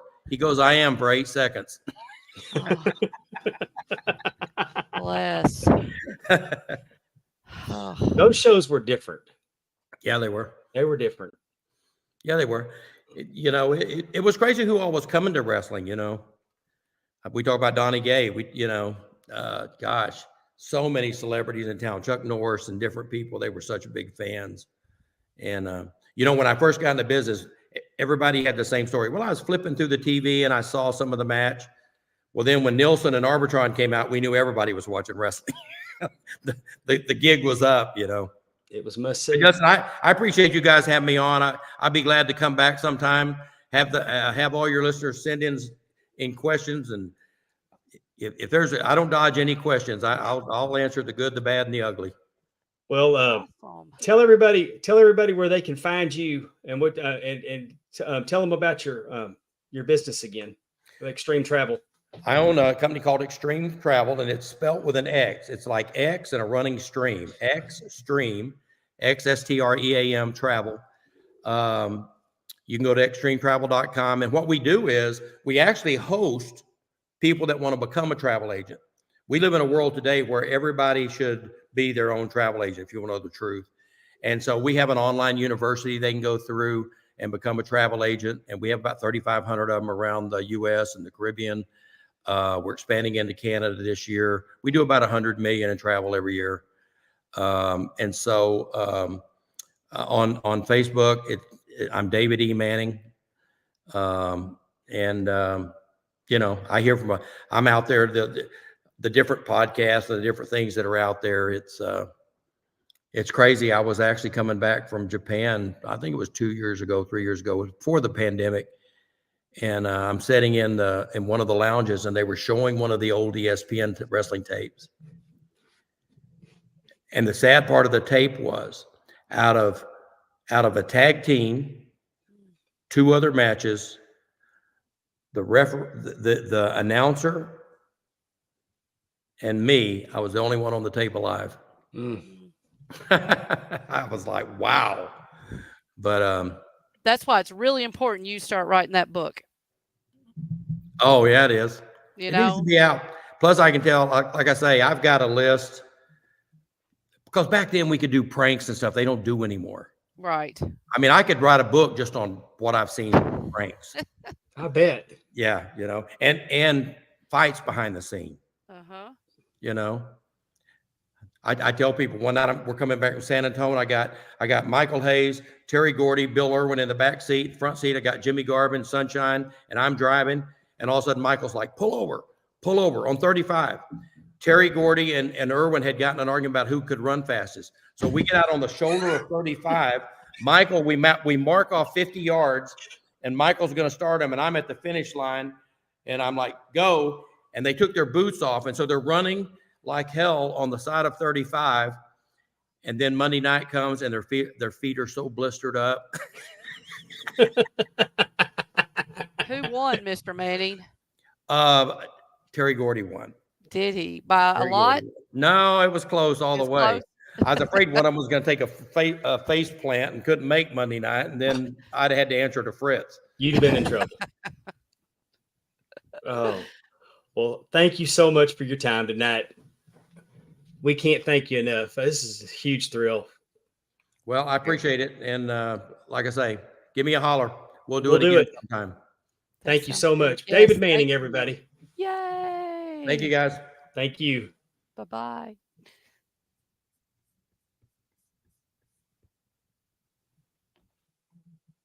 How about that, y'all? Woohoo. Mr. David Manning. He announced on our show he's going to do a book. We're super excited. You don't think I won't pre-order that one? I I need to thank you so much for letting me get a question in. I figured I was just going to sit back and look pretty. I'm a giver. That's what I do. You are. That's my nature. He Merry was a Christmas. great guest. I mean, like you said, that's one of the things I love, especially like listening to like some of the older wrestlers who have podcasts and different things like that. They just tell you stories like you said, like this you can imagine this group in the car, no cell phones, no iPods, they're just listening to the radio driving from wherever. And then these two guys are fighting about who's fastest. So then they get, I mean, I just think those kind of things, those are stories I think that wrestling fans really do live for. And I am super excited that he is going to do that. And I did want to say to you, and I got to find it. Okay. So I didn't want to say it with Mr. Manning on because I didn't know how it would be taken. But what Well, I'm reading the he's Ric still in the Flair. waiting room.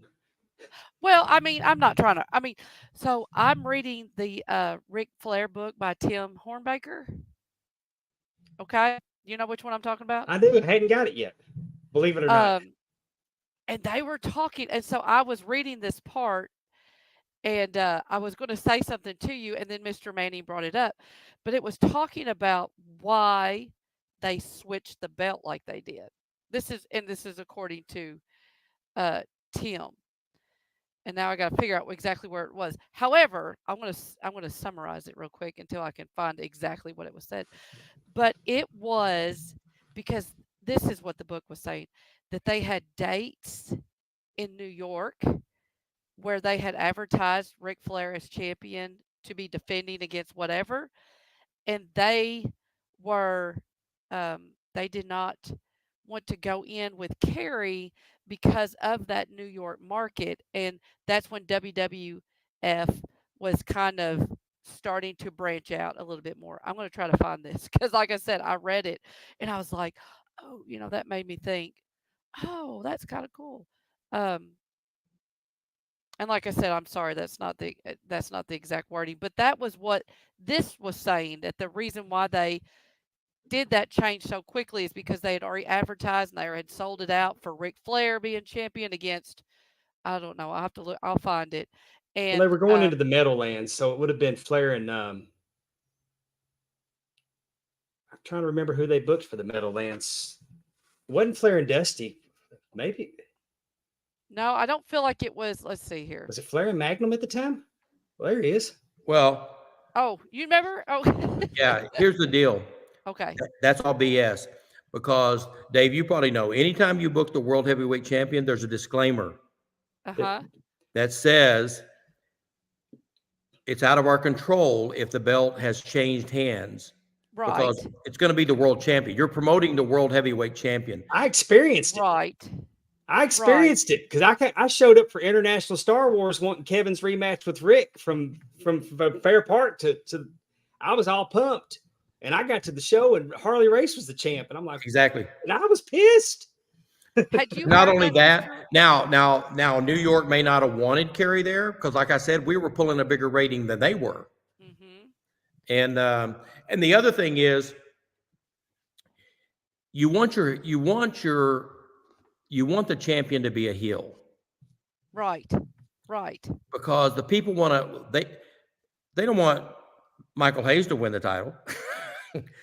But when you do it that way, you got to you're rooting to your hometown guys, the heel. And so Kerry was a big time babyface everywhere. Mhm. So that made it hard for him to go in and work against, a Magnum TA or a Dusty Rhodes or because the fans are like, right. I realized when Kerry won the belt that it wasn't Kerry chasing, it wasn't Kerry wanting to see Kerry win the belt as much as it was as that I was going for Ric Flair. I didn't understand, but it was like that a dog chasing a car. What's he going to do if he catches it? right. Right. And that's when I realized, but I always knew that, I mean, until, like I said, I heard Rick say it in a private setting that he did not expect to get that belt back. He was going on vacation. Well, So, that's true. And then the thing is, it's not a glamour life being the world heavyweight champion. It is when you're in the ring. It is brutal travel. You know, the interviews, the way you got to carry yourself. Um, and I would say you got to, do certain things, but Rick broke all those molds, you know, taking his clothes off in the bars or wherever. But it was, I don't know, it was a political move. Uh-huh. And it would have probably been better if they would have told us they were going to do it. We found out when Kerry called us and Mm. Fritz was livid. I imagine. So you think they just use that? Have you read the Ric Flair book by Tim? I read some of the book, and I can't remember who gave me the book. It was missing about 10 pages in the middle. I don't know if that was pictures they ripped out or what. Oh. The book I would actually like to read, it's crazy what it sells for now, is the Gary Hart book. Yeah, you can't find it. You can't find it anywhere. $500. But Really? yeah, Gary was not. Gary was a little upset when Fritz let him go. He fired him here. Literally caught him having. The rule was you couldn't drink during the day, and Gary got busted. And Fritz had warned him, and so he let him go. But I heard some of the stuff Gary wrote. It's really sad because Gary is the one that set up for the Birds to come here. And then he missed the ride. Mm. Yeah. Truthfully, anyone could have been the booker for those first 2 years. My mom could have probably threw the matches together and we'd have sold out because it was just too easy. Like you said, we had 3 Freebirds and we had Right. 3 Von Erichs. And people don't understand. That's why Lance was thrown in the way he was, because matter of fact, Dave, this is coming out. D Magazine has a thing coming out. They sent me early editions because they interviewed me for it, but it's called The Fake Von Erich. Oh, And it's about Lance. Interesting. It's Lance's get a story. copy of that. It comes out this month, December, D Magazine. So it's a pretty good story. It's about 8 pages. So they covered a lot, and they got about 90% of it right. Well, my kids still live there, so I'll be able to get a copy. Yeah. So, all right, guys, I'm going to hop off Well, we weren't trying to run you off. It's just Yeah. And I wasn't trying to bring you back in. I just No. remembered that I remembered reading that and I was like, "Oh, I'm going to tell Dave that because that's something that we've talked about on the show before anyway, about it being short and kind of what might have happened." And I read that and I was like, "Oh, I'm going to tell Dave that." And then well, they tried to say he missed a show. No. right. No. Well, I mean, you look at his schedule. There was nowhere to miss. I mean, Right. 18 defenses in 18 days. And it wasn't like a defense every day. He doubled up on Sunday. Right. Right. Yeah, it was it was business, but it was just something they're saying to make it like it was their hands were tied. yeah. If it really wasn't like, I understand. No. Well, we're going to play trivia. We're going to play trivia with the audience. Best thing that ever happened to us. That's right. That's right. Because it pushed Fritz over the edge and we broke away on our own. And boy, then that was great when then we were in demand everywhere. And that is something, they'll say that about WWF, that it really turned itself up when WCW got hot, when it was actual competition, I mean, and that's probably kind of like you're saying, like there was something that was motivating. Well, to give you an not saying example, you weren't motivated, but you know what I mean. To give you an example of how much the McMahons thought of the Von Erichs, when David died, he got a 10-bell salute on their syndicated program. Definitely. He didn't do that for nobody else was getting that. Right. They were letting the Iron Sheik come down and wrestle. They were letting Ricky Steamboat come wrestle the Cotton Bowl. WWF didn't share talent back then. Right. Yeah. So, I mean, they thought an awful lot of world class. Well, it was you could write a whole story just on that funeral and how many people turned out, and that it was crazy. I was there.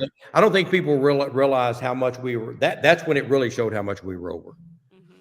I mean, Yeah, when you got, Davis told us he went, and I like skipped you school said, and went. I actually got in the church. I was in the balcony, but I you mean, were they were really lined lucky up. because there's like 5,000 outside that church. I mean, you couldn't. It was. I'd never seen, and to this day, very seldom have ever seen anything like it. Mm-hmm. Yeah, no. Yeah. Well, and we never knew who exactly did it. We think a guy named Jimmy Aston did it because back then he was over all the Republic banks. He was a big wheel. But back then, with a funeral procession, you could shut off a road, but you couldn't shut off a highway. Well, when we left Denton, we had to go all the way to Oak Cliff to the burial. When we got on 35 in Denton, there was no cars. We started going, and at every entrance to that highway, there was either a motorcycle cop or a police car. And then when we entered Irving, the Irving police were at every deal. When we entered Dallas, the Dallas police took over. And every time we would be going, they would pass the Hirsch. After we passed their exit, they would let people on, and then they would go on ahead. And then when we got to the cemetery, for like a mile was all of those policemen, either standing beside their car or standing beside their motorcycle saluting as the hearse went by. It was crazy. It was crazy. So, all right, guys. Go in here before my wife kills me. All Oh, right. yes, please do. Please do. All right, thanks. Well, thank you so much. You bet. Bye-bye. Good night. Bye-bye. I'm not going to say nothing else. Just No, I'm just. him getting mad at Y'all me. can, But I thought that was interesting. Like this I is the said, last episode, y'all. We can't top that. No, we can't. Well, how are we going to top that? I don't when know he how comes we're back going on to top and tells that. us about his book, I think we could top it with that. That's the only reason we're going to keep going. We're going to keep going until David Manning writes his book. That's true. Can you imagine that is going to be? Oh, y'all, I was making it a point to not try to ask him the stuff that I've already heard. I didn't want to recycle what I've heard him tell. Right. And I wanted to try to get some new stuff. And that's why we did it. So and the things that I've wanted to ask him for so long, and I mean, I've been busting at the seams since I heard Rick say that. And I wanted to ask about the transitioning to world class to do their own thing. He is such a fascinating man. And I couldn't help but fanboy out and tell him. I mean, but literally, I wanted to be David Manning because he was the coolest referee. You knew if David Manning was in the ring that the bad guys they weren't going to get away with their crap as much. When Bronco was in there, you knew Bronco was going to miss it. Right. And I wish we would have talked about Bronco a little more too. So I'm definitely going to ask him to come back again. Definitely. Like you said, I mean, you could do story. I mean, once a month, there's probably something new that can be discussed. I like, and let's acknowledge our chat. Let's acknowledge the crowd because, yes. Hey, y'all, I didn't know I was going to get him that long. So I didn't mean to ignore y'all right off the bat. You know, we got T Weave, we got Coach Keith Morrison. There's Allison Faye, Brandon Braden. I bet you. Oh, Braden's a son-in-law. Braden's got to be a son-in-law. Okay. I've talked to his daughter on TikTok before. She's fun. I think she's got some stories. I want to. Because I had answered. I said that's David. That referee was David Manning, and she, being his daughter, and we kind of had a little back and forth because I was such a huge fan.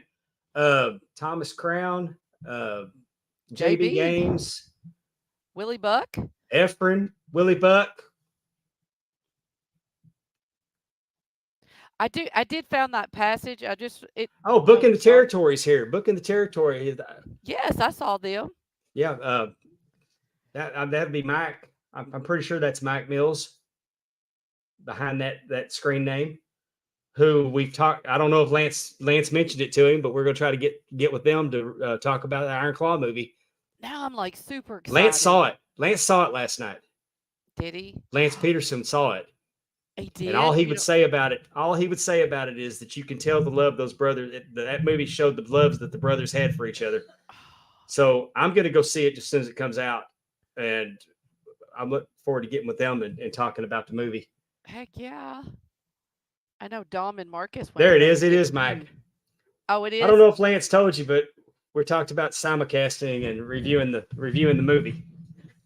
Booking, they do the world class cast, and they've watched every episode. So So just to be clear, you're right, it was the Meadowlands. It says before the Texas Stadium match, promotions for a big program at the Meadowlands Arena had begun in the NWA's first attempt to grab headlines in the backyard of Vince McMahon's WWF. The financial investment was significant, and Flair was advertised as the defending NWA champion against Ricky Steamboat. The show, billed as a Night of Champions, was going to be held on May 29th, and unless there was a plan in place to swap the belt again, Flair would be without the championship at the noteworthy event. they did In, Flair Steamboat in '84. I don't I think so. guess. Well, maybe that's before Ricky went up north. And it said NWA took that into consideration, and officials felt it was prudent to pass the belts back to Flair before the Meadowlands card. The Well, main event couldn't be watered down in the midst of a wrestling war. As a result, Kerry was informed, I guess, when they had all those people there and they took the belt. No, he was to drop it.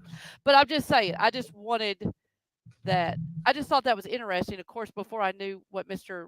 Manning was going to say, I remember reading that. I was like, oh, I got to tell Dave. We'd always been talking about stuff like that. I'm not saying that Tim Hornbaker. I'm not questioning his research, Sure. but I'm saying what David Manning's been saying since 1984, and what Ric Flair said in private in Chicago. Sure. Not in front of not out in like a convention setting, in a private. And it's not that I'm telling something I shouldn't be telling. There's plenty of people in the green room hearing all this, but what I'm saying is, you take what David Manning said and you take what Ric Flair said, and if you go somewhere in the middle, what David Manning is saying makes more sense than any other explanation that was given. Right. And again, that is, like you said, that's an explanation to show, well, this is why we did it. But we all know that, like you said, what's really behind, whatever they were mad, whatever, like you said. And we can't even argue that was probably, and business wise, putting it back on Flair to go to New York. Yes. I mean, because let's face it, Kerry Von Erich, we talked about it. Kerry Von Erich versus Ricky Steamboat. It's the two biggest baby faces in the world. Right.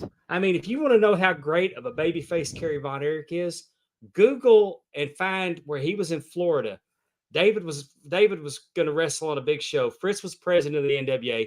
Fritz, Kevin, and Kerry went to Florida to back David up on an interview. And Kerry tried to cut a heel promo, and it just, to me, right. I knew when I saw that, oh no, Kerry can't be a bad guy. Right. I mean, he just didn't have it in him. Right. So Tim. And again, Tim is, like you said, he's taking research.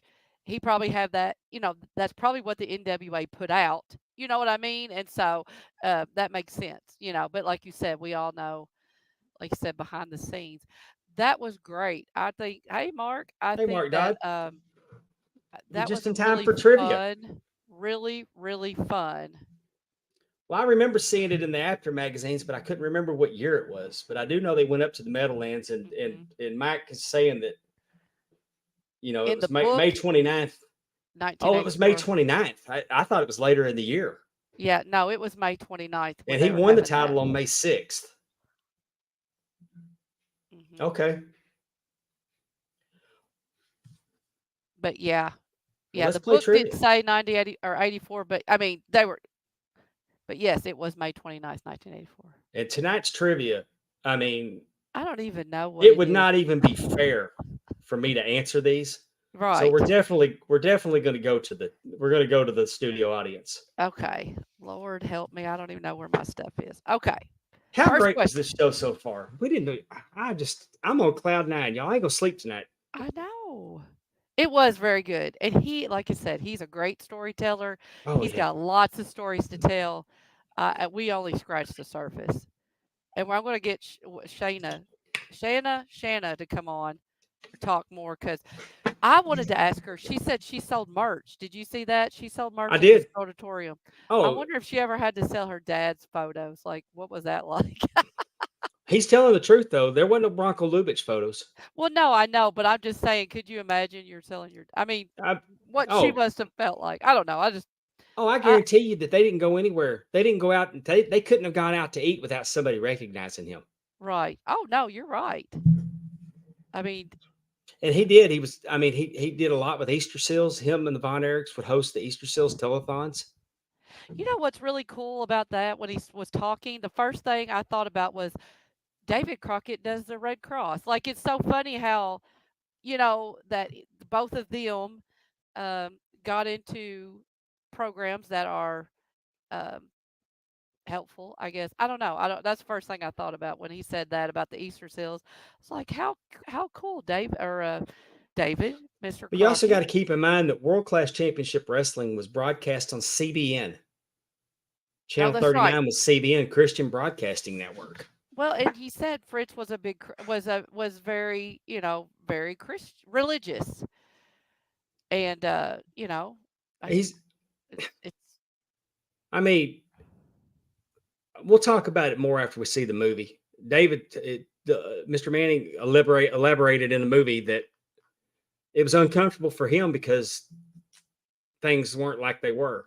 the And even Kevin said, remember, Kevin, the boys said, this is an entertainment. This is for entertainment. It's not a right, documentary. right. Well, they It's a, left one whole brother out, so I mean, right? So I so, mean, I mean, it's they, definitely on but the verge of being now, do I think Fritz was a hard ass? Yes, I do. My dad was a hard ass. right. I worked in the family business. In the family business, my mom told my dad one time that she thought that grocery store was the other woman. And my dad let her know real quick and in a hurry that grocery store was the only woman. Okay. Ah, And I mean, now see, you hear that and you're laughing, but anybody that hears that thinking, boy, your dad was horrible. Did he really say that to your mother? right. But I mean, when I got shot, as soon as I saw my dad, the first thing I said to him is they didn't get the money. You got to get to the store because I threw it behind the checkout stand before somebody gets there. Hmm. I mean, I was programmed for the family business that even at my worst time, I protected it. Hmm. And I was more worried about the store than I was myself. Right. So I can see that if Fritz was that way about his family business, Right. you know, to the extent that he hired a fake Von Erich to try to keep that thing going when it Hmm. was all coming unraveled. So I can see that if I sit here and you didn't know anything and I was just told stories about my dad, he would come off just as bad as Fritz comes off in the trailer for the Iron Claw movie. Hmm. Uh, I mean, It even was that little scene where he says, "Hey, y'all know Carrie's my favorite." Well, I'm sure my dad said that I was his favorite. And then he might have said that my sister was his favorite. So right. There was no context to that, like you said, I'm that saying clip. But keep in yeah. mind, it's the time that he was born, the time he grew up, the way things were then. Hmm. People aren't like that anymore. Right. It just and after a couple generations, it's kind of lost. It's kind of lost. Even like people my age, when they hear Ric Flair say something he said 40 years ago, laugh at it. But a teenager in the early 20s are appalled by it Hmm. because they don't get it. Right. It's just And I they don't understand old people is what I'm trying to right. say. Well, and I think too, and again, we'll have to see exactly how the movie lays it all out. At least, it did seem for men in that older generation, the Great Depression, uh, baby boomers, whatever, like showing emotion or being soft, might not have been looked upon as, uh, something that you should be doing. So, I think that it's going to be a great movie. Very interested. It will be interesting because I think, at least with your help, Dave, you have given us and the audience such great knowledge about the sportatorium and kind of things that were going on in your fandom. It'll be interesting to see what doesn't seem to fit, what we And know, what full does. disclosure, my fandom is through rose-colored glasses. Of I course. mean, it just is. And Mike, and I think Mike has said one of the mistakes we make sometimes is judging people from the past by today's standards. I'm Definitely. very critical of Fritz, but I think he meant well. He summed it right up there. Fritz meant well. Fritz loved his kids. Of course. I mean, and I think Fritz was genuinely a good man. And Brandon Perkins wanted to know, did I think the bigger hard ass was Fritz Von Eric or Stu Hart? I think Fritz Von Eric is probably a much bigger hard ass than Stu Hart. Mm. But also Stu Hart didn't face as much tragedy as Fritz did. So I mean, Stu and Helen are at ringside Right. partaking in angles with Brett and Owen. I mean, he had that luxury. So Right. Well, and do you even think, like, in Calgary, like, do you feel like there was as much competition? Like, did Stu Hart in the Calgary area, did did they have, like, Fritz had NWA that he ended up parting with, you have all these other little different territories that were, New York was trying to make a move. I don't feel like Calgary had that to be, to where Fritz had to be more hard nosed and business minded and, focus the kids or whatever than Stu did. yeah. He had the But Stu luxury had a of, territory and he pushed his kids to the moon too. So oh, well, yes, yes, yes, yes. and Mark Dodd, were you going to have a show to do a movie review? We are. We're gonna do that with Booking the Territory, the World Class Cast. We're gonna simulcast with them and review the movie. So and hopefully we can do that the week after Christmas. We're gonna try. We'll have to get together. We'll have to get together on scheduling, Hmm. and it doesn't have to be a real long show. It just it would.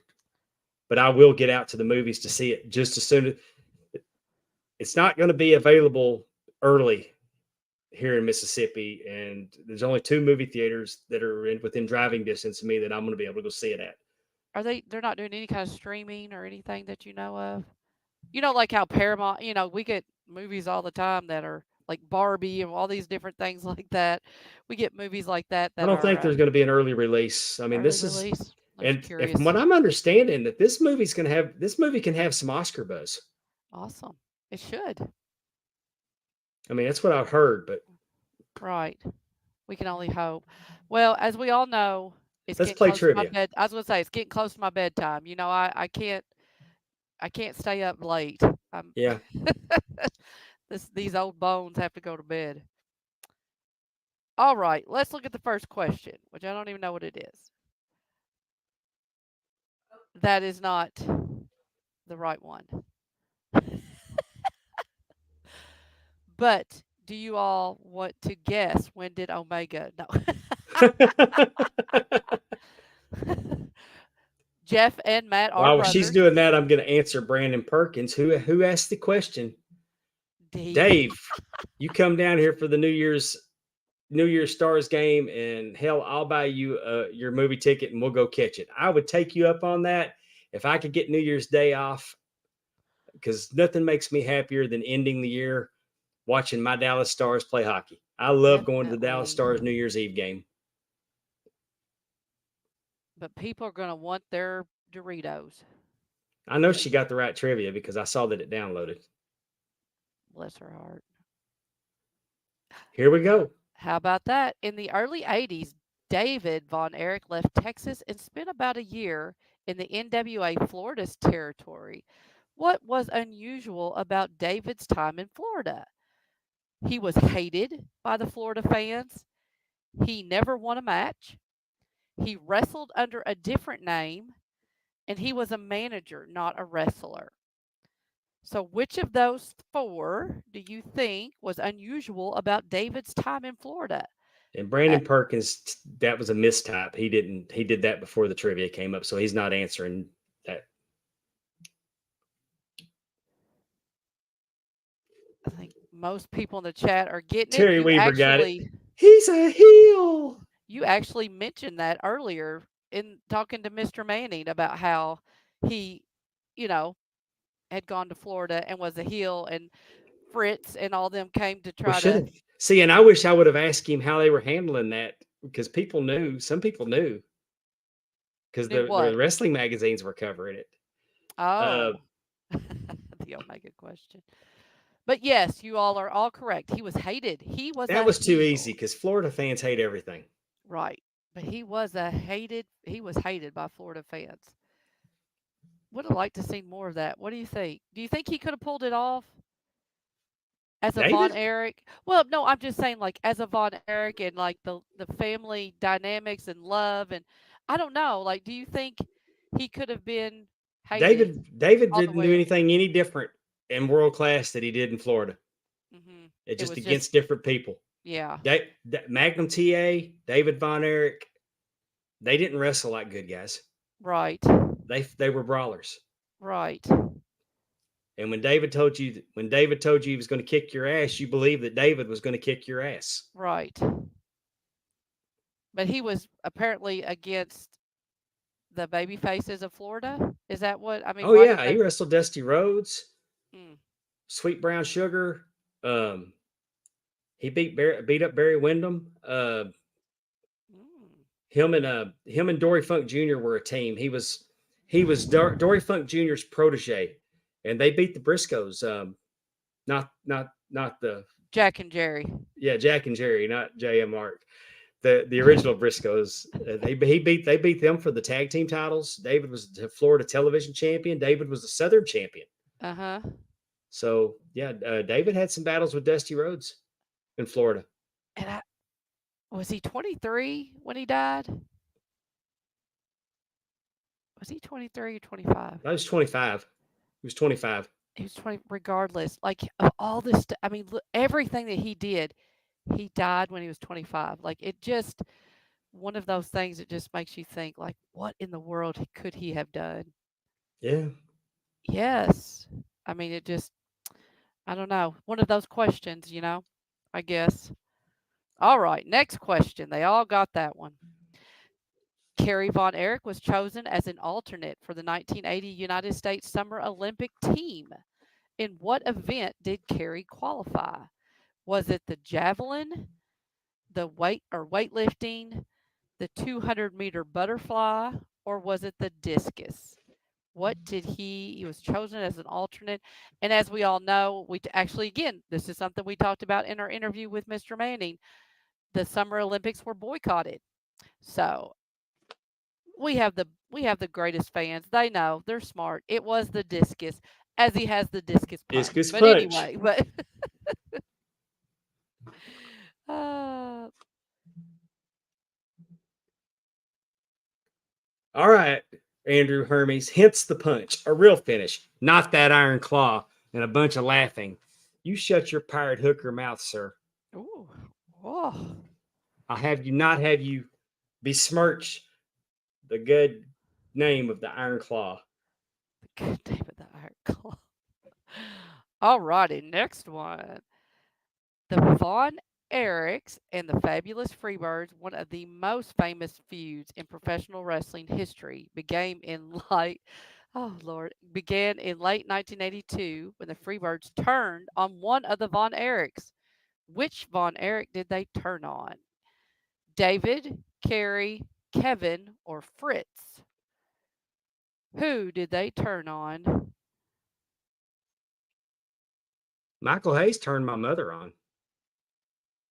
Is her name David, Kerry, Kevin Well, or you're talking about Fritz. turning somebody on. I just was saying, I know that's the reason why I gave you A, B, C, or D. So, we didn't have to. What's your mother's name? Carol. Carol, Carrie, Kevin, Carol, Dave, or Fritz.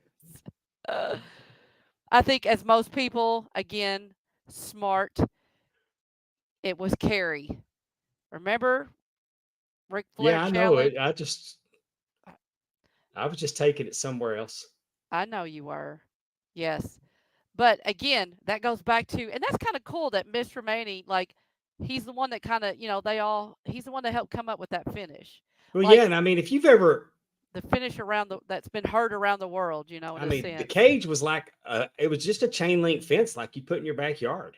And Yeah. anybody that's ever opened up a chain link fence knows that that little chingus that closes, Yeah. it starts moving side to side. So you can imagine when Terry Gordy hits his 280 pounds. I mean, go watch it. Oh yeah. I mean, that, and and you kind of just hope that that little thing took some of the brunt, even though it still knocked him basically unconscious for a second, probably. It took some of the brunt. So imagine what it would have been like if it had just been a real He swing knocked the with teetotal nothing. shit out of him. I Yeah. mean,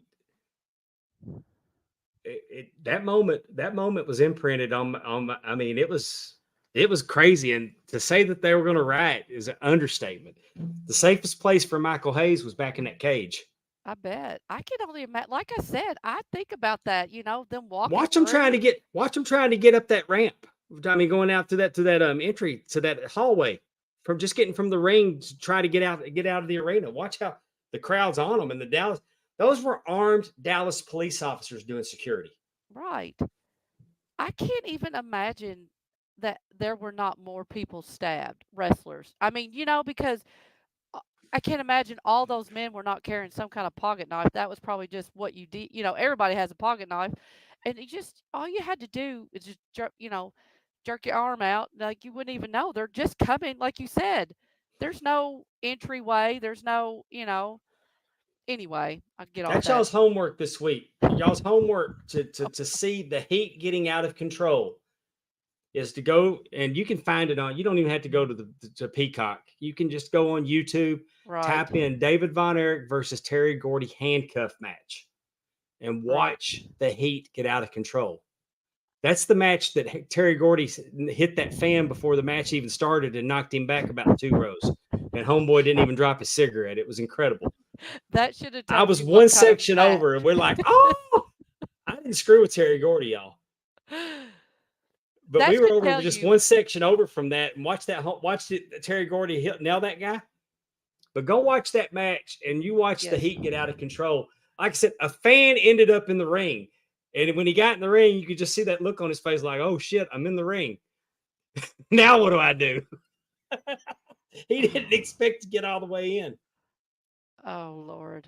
I bet there are some another great stories about that for us. It looks like Filter Free has put up the YouTube.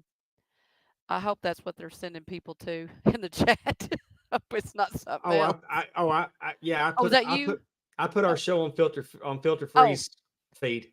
okay, okay, okay. Good. I just wanted to make sure. I was like, um, They're kind of we're partners on this StreamYard deal, so well, they may be they're starting okay, to broadcast on our channel. We're broadcasting on theirs. cool. Well, I did know that, but I just when I saw them pop up, that was my first thought. I was like, oh, they put it up. We got Okay, another question. I do.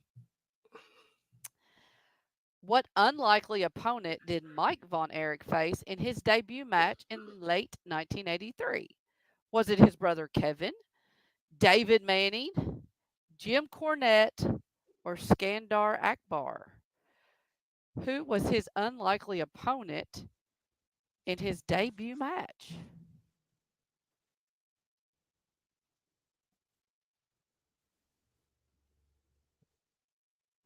Smart, smart fans. Everybody's You are all correct. It was it Skandar. was the greatness that is Skandar Akbar.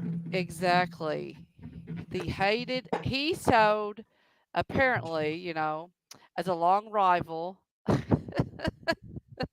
as a longtime rival of the Von Erichs, said he did not want Mike's first match to be easy, which it wasn't. But he did, he was pinned. So He actually, and behind the scenes, he actually asked to be Mike's first opponent yes, because he thought an awful lot of Mike, and he became really good friends with Mike, and he wanted to take care of him. and that he did. He got to be he was pinned by him. Gave him his first win. So awesome. And the next Thanksgiving night, 1983, Thanksgiving at the night. Union Arena. That's so cool. I would love to. I wish that was still a thing. Going to a show, like going to a wrestling show at Christmas night or Thanksgiving night. I would totally do it. My family would probably hate me, but I would totally do it. It's what he did. Yeah, that's what I'm saying. I think we'd have a great time. All right, last question. Don't even know why I'm going to ask it because we've talked very, very much about it. May 6, 1984, Kerry Von Erich defeated Nature Boy Ric Flair for the NWA World Heavyweight Championship. How long was his world title reign? We got 9 days, about 6 weeks, about 3 weeks, and 2 months. And you all should know this because we've talked about this. If y'all were paying attention, If you were paying attention, and I said it, and it wasn't no about, it was exact. smart guess. There they go. Andrew answered first. He did. That's Andrew, Brandon, T-Weave, Mark Dodd. and Andrew was even really repeated the listening. 18 defenses in 18 days. That's what I was going to say. He really got on it. But yes, you all are correct. It is about 3 weeks. He thinks I don't listen. And we all know Andrew and Terry, if you get tired of talking about wrestling, you can talk about college football with them. that's true. They have the top TNA. No, that's not right. Oh, geez. What is it called, guys? The TNA Top 10. TNA Top top 10. I don't know what the hell it's called, but I listen to it. It's TNA Top 10. I know. They're probably like, I gave them crap because they were talking about college rivalries.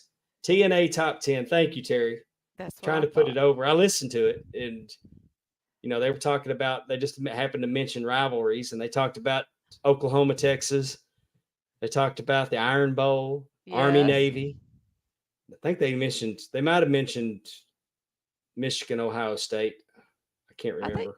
they had a good little. They didn't talk about the Egg Bowl, though. the Egg Bowl. There's a lot of bowls these days.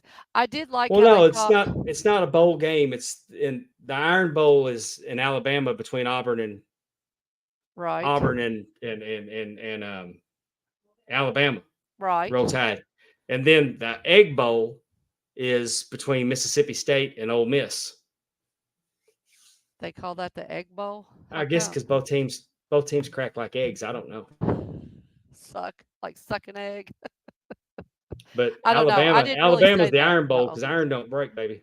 Roll Tide. Oh, I did not. I did like their conversation about the whole why Florida State's not in and all that mess because I don't know. Like I listen to them and I try to watch some stuff and they had some good conversations about that because that was a fire.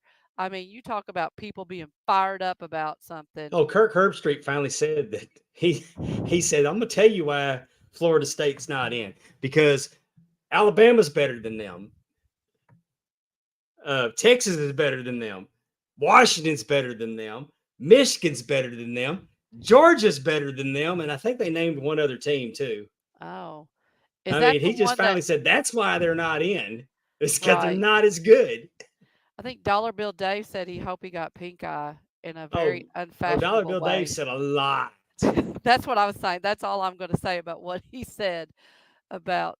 Hey, I'm going to tell you, I read that the Attorney General in Florida is going to sue the College Football Committee.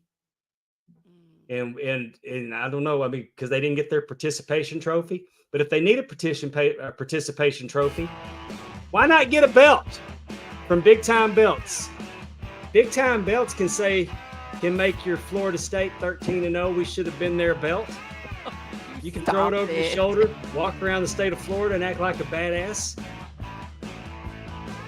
Or you can order belts for your independent promotion like BIW did with their tag belts, like Battle Zone did with their light heavyweight belt, like SWA did with all their belts.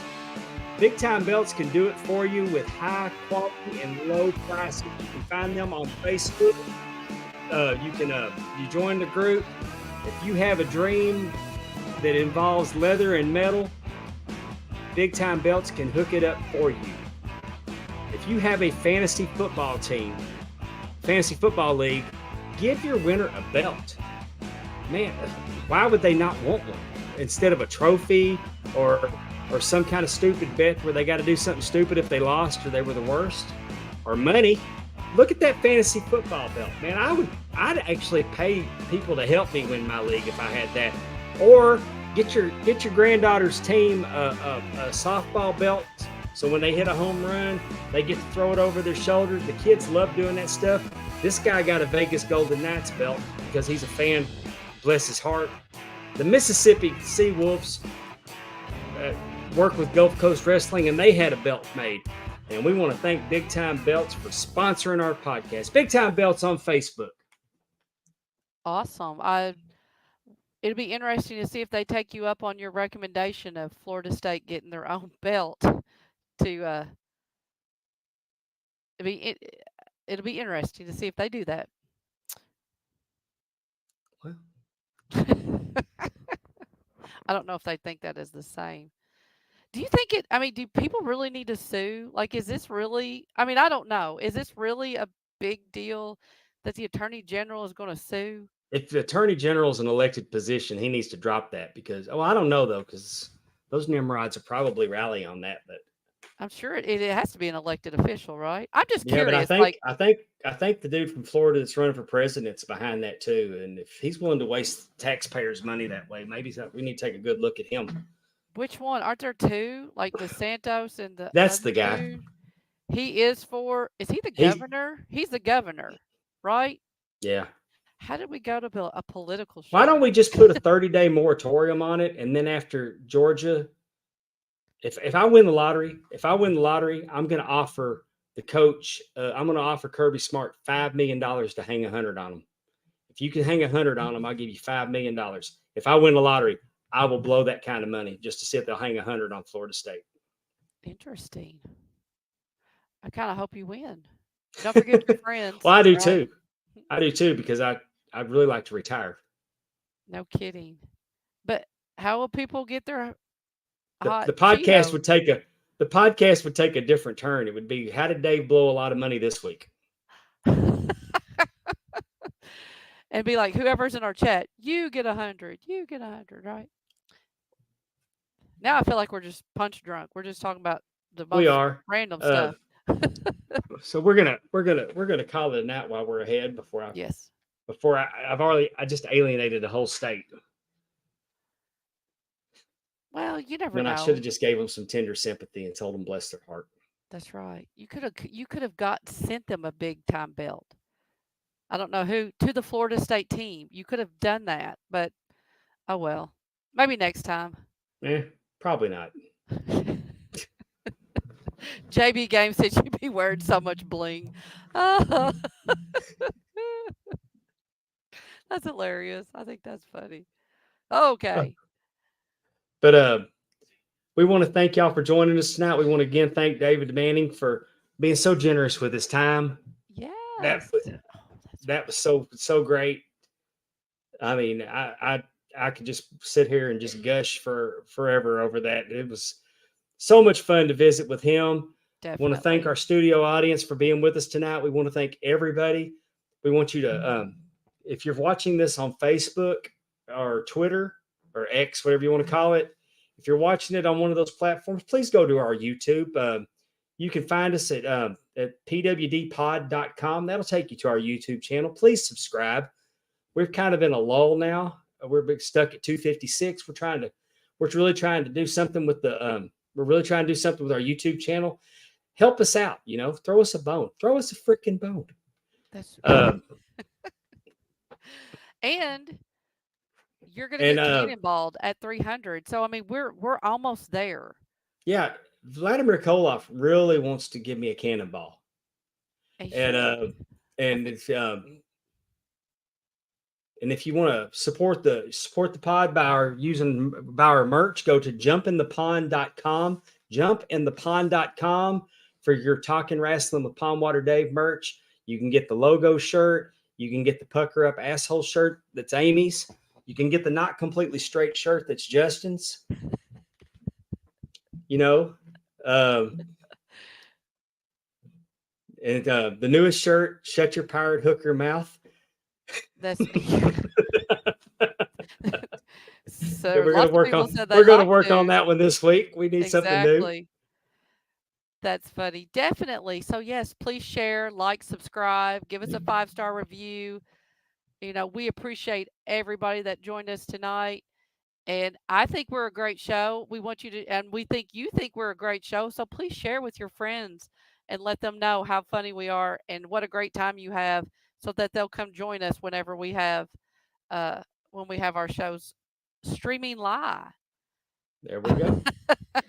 So for Amy Vaughn, the first lady of the Arn Anderson fan club, I'm Pondwater Dave, and we will see you next week.